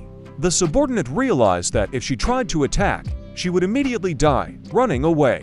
The subordinate shouted that this was not the end. Gan only said with a smile that the Vorms shouting, "It's not over yet," are the most pathetic. The appraiser was already beginning to guess a little. Sun Yi said that he was just attacked by a Templar from Aquarius branch. Gun said they were just finishing up here. Sun Yi mentioned this magical energy and asked if it wasn't a saint summons. Gan said it looked like that, but by sending him something like that, they were only giving him new resources. Sun Yi said that they should leave before the next attack anyway. Suddenly, the appraiser shouted and asked them to wait a minute. He thought about how 20 years ago he had followed Gan and listened to his art, and he clearly remembers how Gan collected materials after each battle with monsters. Jin said the guy fought like a demon. Jin said about the crazy fighting style and asked if it could be that this guy is Li Gang. Thus, Gan confirmed his authenticity. Jin was overjoyed. Gan said that he would come back for these materials, so he asked him to keep a good eye on them. Gan said he still had some questions. Jin bowed and said, "Of course, please come again." And so Gan left there. Sun Yi asked Gun about why the saint was targeting him. Gun said she must have been upset about something. Sun Yi asked if Gun had offended her in any way. The hero said that Sun Yi will see something fun soon. Then we are transported and see that the action takes place in a cafe. Gun was happily eating ice cream. Gun shouted that the local ice cream is just awesome. He told Sun Yi not to be shy and eat as much as he could. Sun Yi said that he was grateful, but said that this place might cost Gang a pretty penny. However, Gan said that it was fine after all. He had picked it up earlier. Gan said that many privileges are available with it. Gun said that as far as he could remember, they called it an emblem. He said that it is similar in functionality to a bank card, but with it, Gan can even rent other people's skills. Sun Yi said that he hadn't noticed that he was wearing the Aquarius emblem before. Sun Yi immediately thought that they might have a problem, since it also serves as an identity identifier. Gun told Sun Yi to forget about it, because they would think about it. After the meal, Sun Yi wondered if it was really okay for him to eat it. Then Sun Yi's boss came up to them and said that he didn't think he liked the local ice cream either. Sun Yi greeted Bishop Sung Hyuk. He asked if they would mind if he joined them. Gun, meanwhile, was wondering if this was the boss who was bothering Sun Yi. Sung Hyuk said he was happy to meet them. He spoke to Gun and asked if Sun Yi had told him about him. Sung said that Sun Yi said that he met a truly amazing person who managed to defeat spiders, while Yang Wei failed miserably. Gan asked what Sunu's business was. The bishop said that hiring promising awakened ones is one of the bishop's main tasks. Gan asked what Song could offer him. Song said that the upcoming big auction will feature one of Lei Gang's own legendary relics. Song said that since there was no hurry, why not continue their conversation while enjoying the auction process. Hearing this, Gun put down his spoon and stopped eating the ice cream. Playing my relic means, Gan thought. He said that Sung really does have a knack for intrigue. The hero said that it sounded quite interesting, and then asked if the auction house was far away from here. Sung said it wasn't far away. The bishop said that since such rare relics would be the lots, it was decided to hold the drawing in a suitable place. Sun said that it was located at an altitude of 4,876 meters above the ground. Auction house is located in the floating city of Drachma. We are transported to a large Drachma auction house. We see Sophie sitting on a chair and worrying about something. She was shaking and looked scared. Then a man spoke to her. Steven had told her to get lost if she was still planning on shivering in the corner. Sophie thought that he was still the same ill-mannered bumpkin. However, she realized that she should keep her temper under control for now. She thought about how this was the strongest person who had even managed to surpass Liang in her opinion. There is no place safer than next to him. It was the holy son of the lion, Steven Marker. Steven said that in any case, Liang's relic would become his. He told her not to even try to claim it. She asked him where he was going. However, he did not answer and told her to sit down and not make a fuss, because it was none of her business, and so Steve left, leaving Sophie alone. Sophie stared out the window and thought that she just needed to calm down. She was sure that whoever the man was, he wouldn't be able to get in here. Suddenly, she noticed something. There she saw Otis Hugo. She thought that the welcome guest had arrived just in time. At the same time, Husel was only wondering where Gun was, knowing Gan's character. Hugo was sure that Gan would come here. Drachma City is a real treasure trove of precious relics. Suddenly Sophie appeared behind him and said that they hadn't seen each other for a long time. She asked him how he was doing. Hugo Otis wasn't exactly happy to see Sophie marred, or rather, he was even upset. Sophie said she couldn't get through to Otis. She said that time doesn't seem to spare anyone. According to her, Otis used to be a handsome man who represented the saints. Hugo's face changed dramatically. She then asked if it could be because of the negligible number of followers. Otis asked her to back off and said he didn't want to talk to her. She asked him if he had decided to ignore her again. Sophie said that at this rate, Otis' son might suffer the same fate as his wife. Sophie smiled and said that his wife wasn't dead, but her condition is indistinguishable from death. Sophie said it was a disgrace brought upon her house by none other than the head of the family. She asked him if that was true. Hugo was furious. Suddenly, there was an explosion. We see them standing opposite each other. Hugo said he told her to get out, but Sophie was calm. She laughed and said that he had managed to restrain himself. Sophie said she thought he'd forgotten about the agreement he'd signed 10 years ago. Then she asked him, should she teach the arrogant boy a lesson? Suddenly someone called out to Sophie, calling her a parasite. She turned around and Gun immediately knocked her out with a blow to her forehead. He hit her with his finger, and she lost consciousness. Hugo immediately turned to look at Gan. They were surprised to see each other. Gan asked what Otis had left behind. He said that he was worried about Gan, because you can't let Gan out of your sight. Gan asked if Otis really had a crush on him. However, Otis asked Gan to stop talking nonsense. Gan looked down with disdain and asked something. Gun asked why he kept running into her everywhere. He wondered if she had a crush on him. Otis stood behind him and thought that this was ridiculous, and that Gun was really in trouble with his head. Liang, the 13th constellation recognized as the strongest. Sophie had always disliked him. She was rather afraid of him. A hideous, scarred face, a cruel temper that didn't spare anyone who got in the way, and a haughty look that pierced to the bone. Then we are transported back to the events that took place 20 years ago. We see Gan walking through the castle, and his subordinates are shouting for Gan to be stopped. One of them stood in front of him and said that he was in the residence of the sign of Aquarius. She asked him to leave this place. However, Gan told her to leave. Of course, she was scared, and as she ran away, she screamed out of fear and incomprehension. Then we see Sophie herself asking Gun about how dare he break into her house. She was about to tell him to leave immediately, but he cut her off by hitting the wall behind her. Gan asked her if she really wanted to die. What are you doing? Sophie shouted. Gan asked her if she was going to pretend like this. Gan said he sent her so that she could treat the injured people.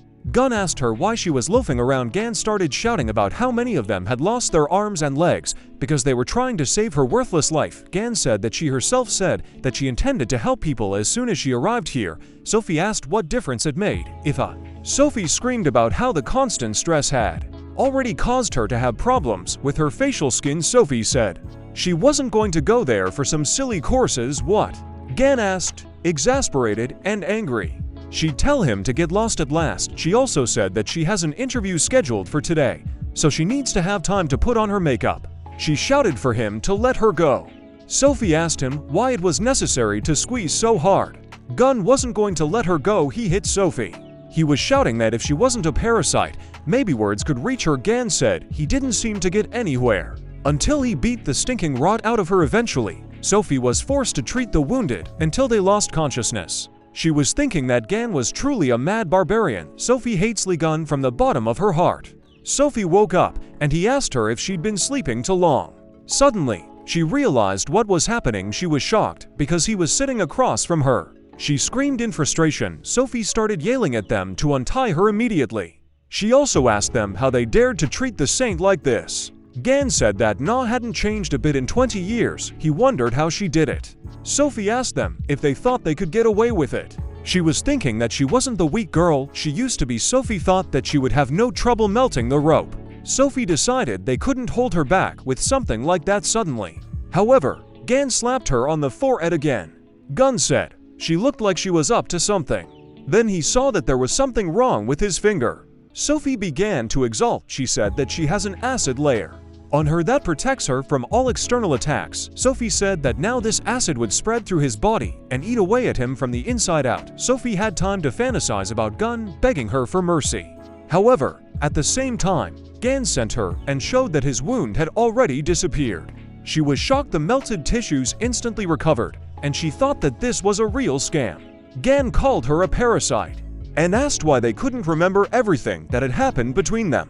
Gan said that he had heard that she lied to everyone, claiming his battle recovery for herself. You get 1 hit for this. And it was she who sent her subordinate to the appraiser 5 more punches for that. Then he asked her to remind him of what she had said to Tixu. Gan said she'd get another 50p. Gan actually waited for a while. However, he then said that time was up. Gang beat her, and she screamed.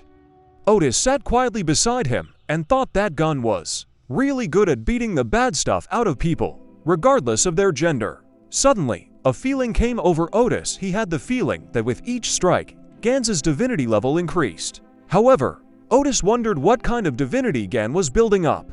And so Gun finished hitting Sophie. She passed out. Gan received a notification that divinity was unlocked. Gan asked to be reminded once again of what divinity is. Divinity is the power of the sacred essence needed to maintain the saint's energy. Divinity can be taken away from followers of sacred entities other than yourself. If the divinity drops to 0, then it can lead to death. Gan thought that now, by beating up the saints, he was robbing them of their divinity. Gan thought about how he probably couldn't get the divinity points out of Yang Wei because he hadn't unlocked it yet. He realized that he needed to get stronger anyway.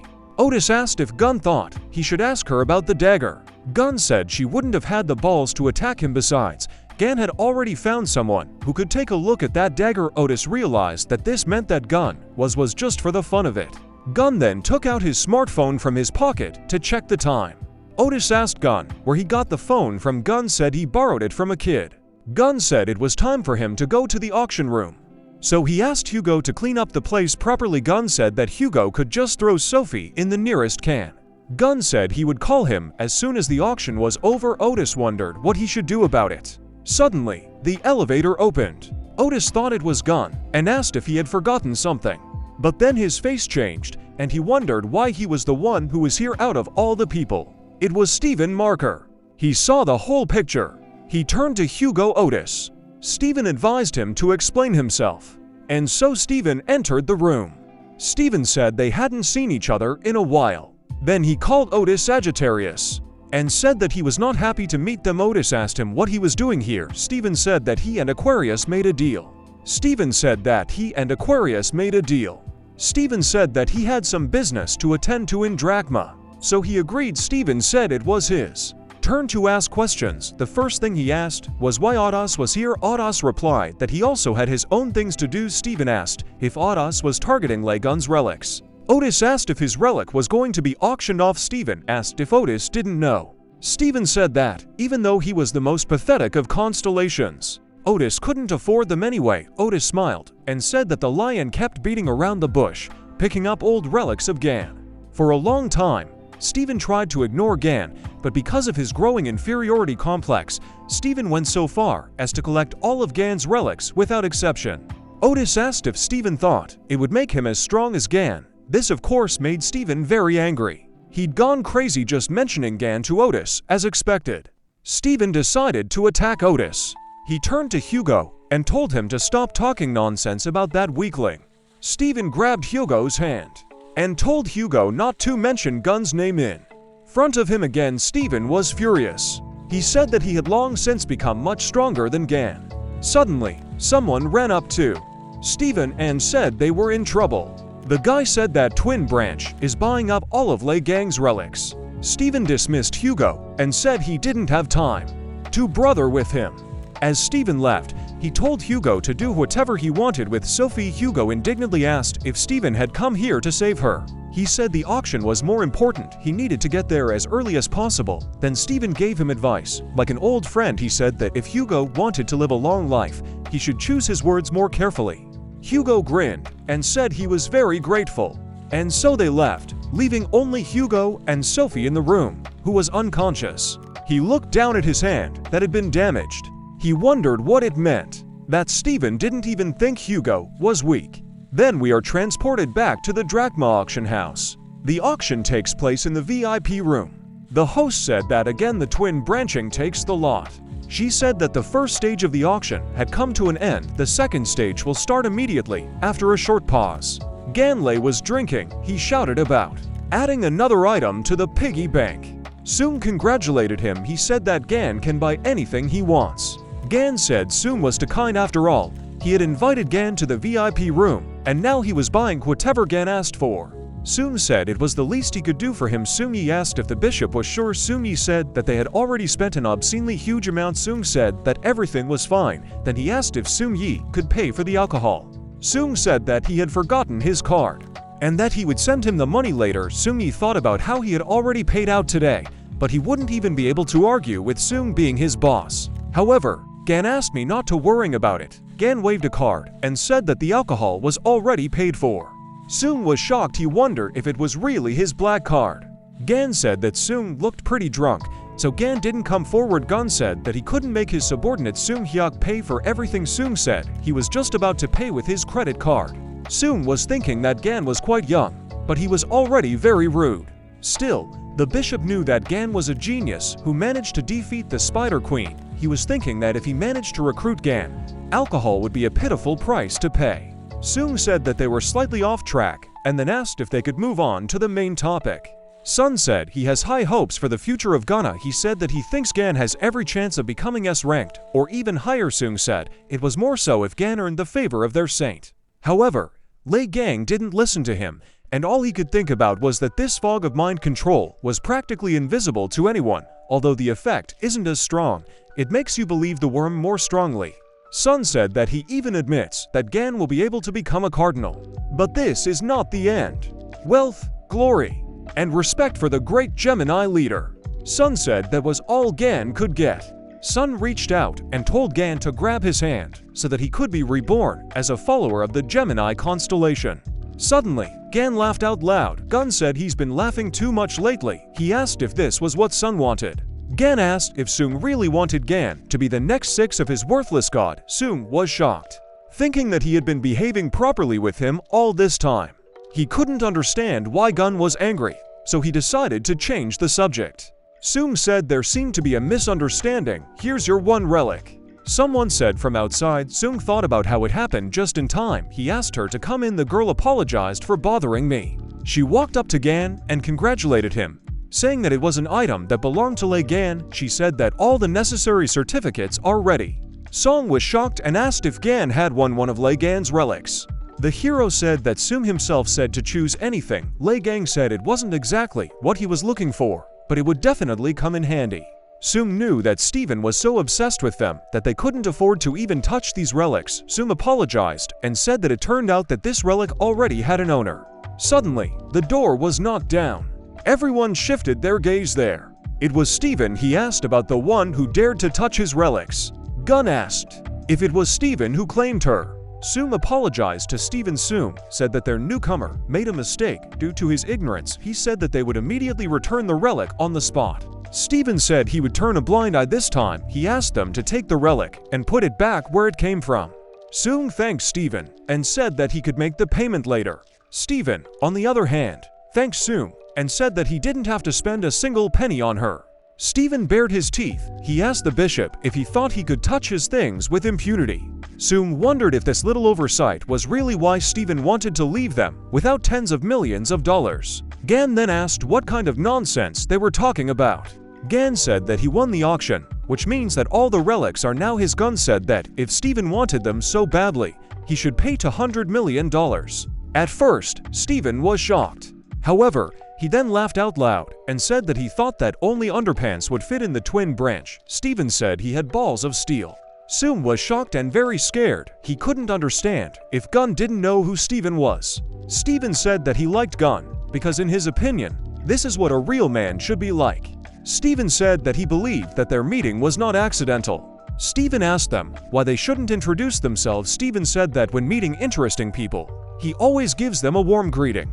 Steven said it would be shocking for me. Gun asked him what he was talking about. Gun realized that Steven had managed to increase his strength slightly. Gan thought that this was to be expected from the Lion constellation, which specialized in battles. He knew that the constellations of Aries or Aquarius could not compare in this respect. Gun knew that Steven wouldn't rest until he tore someone apart. Gun thought of Steven as an evil worm. Steven reached out his hand to Gan. The hero didn't move and stood still. Soomyi was very excited and shouted. Soom was also excited because Gun had actually provoked Steven. Steven said it was fun. He said he hoped that Gan would enjoy the rest of his life in a wheelchair to the fullest. However, Gan asked him what he was doing. Gun asked if Steven was trying to shake the dust off his shoulder. Steven was shocked because the blow landed right on target. Steven asked if Gan was able to dodge his skill with teleportation.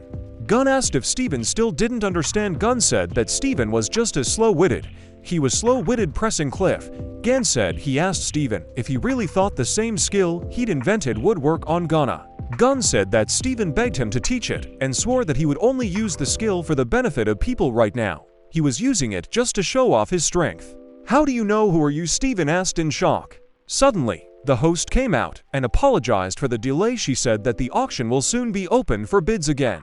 Steven wondered if it was really time for the second stage.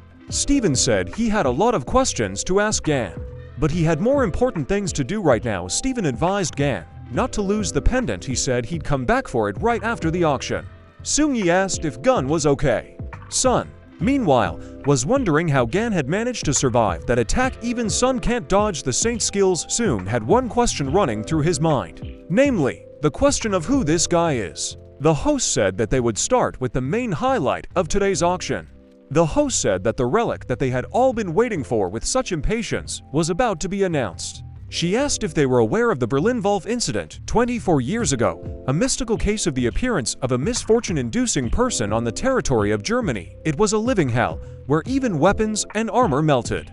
The 12 saints were unable to find a solution, and all their raids ended in failure. But then the hero Liang appeared and managed to defeat that seemingly invincible monster, and today, the participants had a chance to become the owners of the relic, with which Liang put an end to the existence of such a monster. Steven thought that it would finally belong to him, the legendary weapon he'd been dreaming of for so long. We are transported to events that took place about 20 years ago. It's dark outside, and helicopters are flying in the sky. The journalist was reporting. He says that right now, they are above the island where the Berlin-Wolf appeared. 4 days had passed since Liang, the 13th awakened one, arrived. No one has been outside since. The situation inside remains unknown. In order to find out what was going on, a few saints tried to go inside, but due to the overwhelming energy of the island, it was not an easy task. The reporter said they would keep viewers updated on the news. We see Steven. He wondered about how Liang was able to get this far. How can he fight that thing? Steven thought. He wondered why he should even feel envious towards a guy who wasn't even chosen by the gods. He couldn't understand the difference between him and Liang. He was thinking about what he was missing. Suddenly, a subordinate said that Liang had appeared at the exit. Steven was shocked because he thought this couldn't be happening. The reporter shouted that Liang had returned alive. The 13th awakened managed to defeat a monster that was considered invincible. This is the return of the hero. The subordinate said that once again all the laurels went to Liang. At the same time, Steven stood up and said with a laugh that he finally understood. Steven told his subordinate to tell everyone that they were coming back. The subordinate asked if Steven would take his weapon. The saint replied that he no longer needed it, and therefore the subordinate could take it for himself. Steven said he found something better. Steven thought that this was what he missed so much. It's a weapon. We flash back and see that the host says that today is one of the 8 legendary relics of Liang. The weapons used to defeat the powerful Berlin Wolf will be raffled off at their auction. Seung-yi was shocked. Gan was a little flustered. And Steven was thrilled, because this was the weapon he had been looking for so long. He was thinking that he finally had the chance to possess it again. A Liang relic that will make Steven truly the strongest. We see the auction house building and the air city. A dragon suddenly landed on one of the towers. Giving off a dark aura, the dragon thought that he could feel her. He senses Liang's relic, the dragon feels her power. The host tore the canvas off her weapon and shouted for them to see one of the greatest artifacts. Demonic beast bone, the host shouted. The auction participants said they couldn't believe they were seeing it with their own eyes after all. They had only read about it in the chronicles. The host said that this is the strongest relic with historical and practical value, so who is going to own it today? The host asked Seung-yi screamed and talked about how he couldn't believe these worms would just play a prank on her son, asked if Leo Constellation would end up with it so easily. Gan was unimpressed, wondering what it could be. Gan had used it once in the past. Gun addressed Seung-yi, but Seung-yi interrupted him and asked him to address him later. Seung-yi was shouting for Yeom to do something. Sun said that he needed to contact the headquarters since they couldn't just give them the relic. So, let's get started, said the host. The initial bid is $1 million. People began to bargain quickly, and in an instant, there were people willing to pay $50 million for the World Cup. Gan, meanwhile, received numerous notifications that his status and fame had increased. Gan asked why people were suddenly so alarmed. However, Seung-yi interrupted him and said that it was a legendary weapon created by the great Liang. Gun was very angry as he listened to Seung-yi say that this kind of reaction from people was quite expected. Jewelry, amulets, tools, weapons. No matter what Gan created, the relic was always of the highest quality. Anyone who knows anything about relics wants to have them. Seung-yi said that this is especially true for Leo's co-star Steven Marker. Steven is ready to go to the end of the world to get the relics of Liang. His incredible power and influence allow him to go as far as he wants. Seung-yi said that the fact that Liang's greatest creation will be the next addition to Steven's collection is simply freezing. Seung-yi said that all the profits will go to Liang's account, which is now owned by the government, so they just have to accept it. Gan wondered, will the money be transferred to my account? Gun thought about how lucky he was, and then started watching the auction like it was a movie. Suddenly, Steven shouted. He shouted for everyone to be quiet.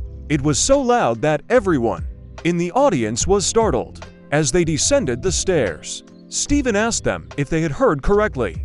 Steven said he was buying it for $1 billion. He asked if it might be worth raising the bid to $10 billion. The host was shocked. She announced the price of $1 billion. The auction participants didn't know what to do. The host started counting down the time. Gan was shocked. Then she shouted that the weapons were now sold, and the final bid was $1 billion.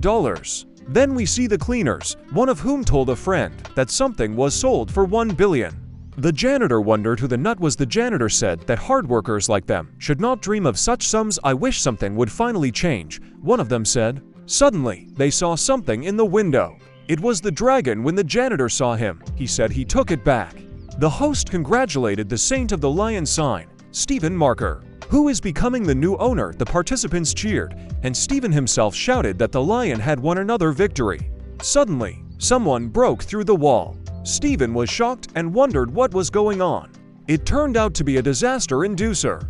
He said he found a relic. The monster told Steven to give him the relic. However, Steven didn't agree with this. Then the unlucky one leapt at Steven. It looked like the lion sign wanted to dodge. However, a bloodthirsty smile appeared on its face. As a matter of fact, Steven swung his arm, and when the unlucky one came up, he hit him. The unlucky one was sent flying by such a strong impact. Steven started to laugh, shouting that he had never been so happy to see the enticer before. Steven said it was a great opportunity to try out a new toy. Everyone was ecstatic. People were cheering. However, he then saw that the tower had broken due to that impact. Seung-yi shouted and said that the magic tower in the teleportation zone was destroyed. The residents of the city also watched this. They were shocked. A girl screamed that if the tower fell down, the island wouldn't hold up. The old man said that we need to stop the tower with all our strength. Some knights ran up and said they would help. The old man said that it was necessary to combine all their strength in one blow. And so they conjured some kind of ball. Then someone gave a command and shouted, "Now!" And a beam of magic struck the tower. One of the men shouted that the tower was too heavy for them to destroy. They started shouting for everyone to run, however. Then someone used a spell, the Rage of Apollo. Everyone was shocked. The guy said that everything was burned down in the blink of an eye. It was the holy sign of Sagittarius, Hugo Otis. Hugo was angry with Leo for not learning how to control his powers, yet people thanked Otis and shouted to him that he was their savior. Suddenly, there was an explosion. It turned out to be a disaster inducer. There were two of them. Hugo thought something was hanging from the enticer's mouth. Then he started attacking people. They were scared and shocked. He grabbed one of the men by the face. Then he grabbed the others as well. "Help me," they shouted. Hugo was really angry. However, suddenly someone started growling right behind Gio. He turned around and saw that there was another one bringing disaster. Its mouth was almost at Hugo's face, and it looked as if it was going to kill him. However, at the very last moment, Gan appeared and kicked the enticer. "Gan!" Otis shouted. Gun shouted Tixu's name and told him to stop. Clicking his beak, Otis thanked Gan and said he would be left in his debt. Gang asked indignantly, "Isn't Hugo a battle-type constellation?" Gan got angry and asked Otis why Otis was weaker than Gan, who had the craftsman class. Gun said that Otis was even scary to leave unattended. Hugo was upset, but then Hugo got angry and started yelling that he was actually giving it his all. Asked if that was why Hugo almost became the attraction's dinner. Suddenly, someone intervened and yelled at both of them. It was Steven, and he called them worms. He asked them about how dare they stop him from testing his new weapon. Suddenly, the enticer started shouting angrily again. Gun said he'd forgotten there were monsters here. Suddenly, something caught Gun's attention. Steven shouted that no one was allowed to spoil his reunion with the demon beast Bone. Gun asked why Steven's underwear was inside out. Steven shouted angrily at them to get out of his way. As he flew closer, he used the sovereign skill, a blessed battlefield. He grinned and told them to keep quiet and not make any noise. After all, they are inside a devastating thunderstorm, so all the preparations are complete. Steven said that he was previously in a disadvantageous position, which caused him to counterattack with magic energy, but now he wants to test the true power of this little girl. People were excited to see him, and some even shouted out that Steven was the strongest saint, surpassing even the hero Liang. They shouted that they were saved, and also that Steven would destroy the enticer. The enticer even felt a little uneasy. Steven said it was time for the enticer to answer. For all the mess he'd made, cut out, Steven shouted before the attack. He hit the monster right in the forehead. However, there was no effect. The people who saw it were shocked. Attraction and Steven were standing opposite each other. Steven hit the enticer again, and then another. They stood up again, looking at each other. Steven was enraged and began to beat the man with shouts, but his attacks didn't deal any damage to the summoner, only made him angrier. Then the enticer growled and hit Steven back. Those were direct hits. Steven thought he was confused and wondered about why Liang's weapon wasn't working. Hugo asked if they could get out of here. Liang said that it wouldn't work because after all, it was a sovereign skill and even Gang would need a long time to dispel it. Liang swore that once he got out of here, Steven would regret his birth. Hugo was also angry and wondered who would throw away sovereign skill so thoughtlessly. Then they both turned around. Gan said that the first thing to do was deal with their friends. Gan asked if these monsters were part of that attraction. These monsters were like zombies. Hugo said no. They were people who had been affected by the monster. Hugo said that judging by the location of his victims, it looked like the monster intended to use them as human shields. This means that the heroes will not be able to attack it so easily. The army of the stricken began to attack. Gan said it looked like they had only one choice left. Hugo was excited and asked if Liang had a solution. The hero said that he would just beat up the enticer. However, Hugo ran after Han in fright. "Gan, right in front of you," Hugo shouted as the startled man leapt at Gan.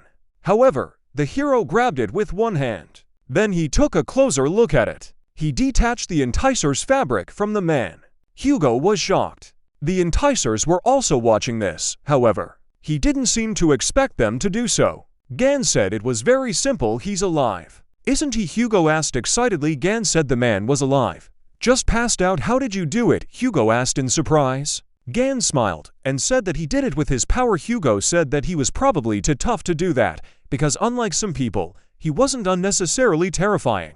Gan replied with a sneer that he knew from the very beginning that everything would have to be done alone, because Hugo, according to him, is of no use. A little annoyed, Hugo said that Gun could at least cheer him up a little. But then, with a sigh of relief, he said, "Forget it." He immediately tuned in to the fight and asked if Gun was going to rush forward. He said that in this case he would cover his comrade. Gun said it looked like Tixu still had a bit of its former heat. So let's get started. They said they started their first collaboration together in such a long time.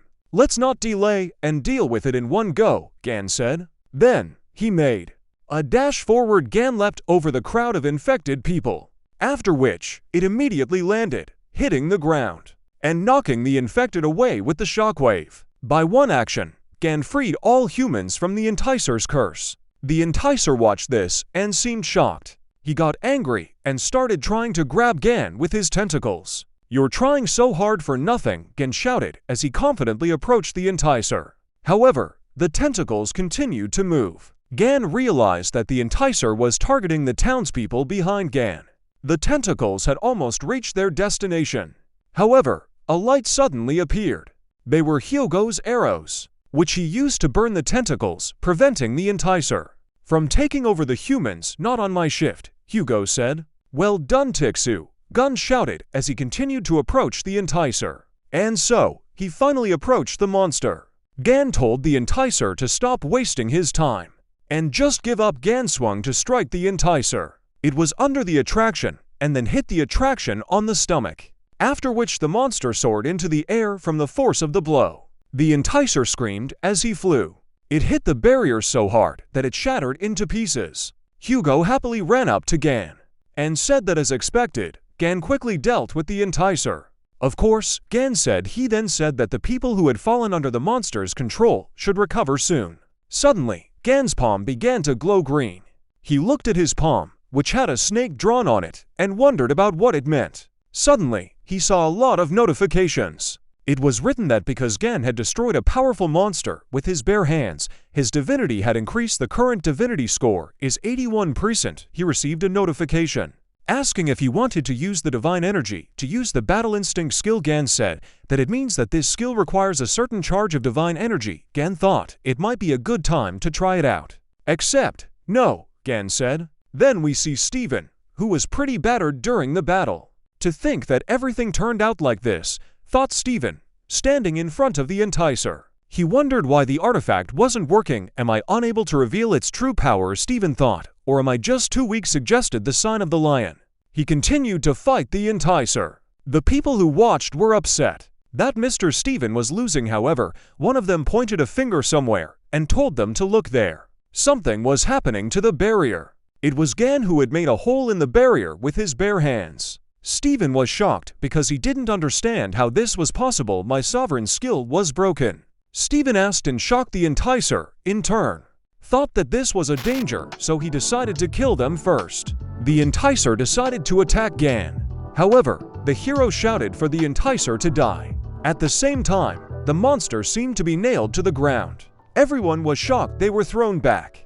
Gan stood calmly, and opposite him lay the Enticer, who was grunting in pain.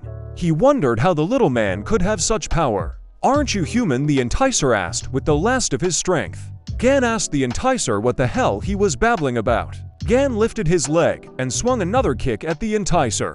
Steven was surprised and couldn't believe his eyes. There is only one person who has such power, Steven thought. "Lei Gang," he exclaimed as he realized who was standing in front of him. Gun said he was glad to meet the mangy lion cub again.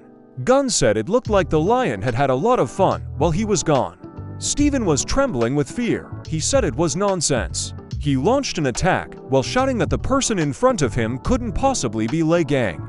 But he was even more shocked when Lei Gang grabbed the relic without being hit. Gan was holding the relic with one hand, and the other hand was in his pocket. He asked if Steven really liked his toy. He tightened his grip, and the relic shattered. Gan apologized and said that he did it by accident. Gan said that this piece of bone was too fragile. Steven was horrified. Gun said that Steven had wasted so much time and effort anyway. It's my turn to punch you, Gun said. Swinging his arm, Steven started shouting and asking Gun to stop. However, the hero hit Steven so that he broke through the ground of the flying island. After breaking through the island, all he could do was scream and keep falling down. Then we flash forward and see Sophie. She must have been woken up by Steven's scream. She wondered why she was here. Her bracelet continued to emit a certain green color. She said she had a splitting headache. Gan laughed and said that they would see each other again if the mangy lion cub was still alive. You sent him straight down, Hugo asked in shock. Gun asked him what difference it made, because you couldn't take away Steven's stamina if Hugo had taken care of the people inside the barrier.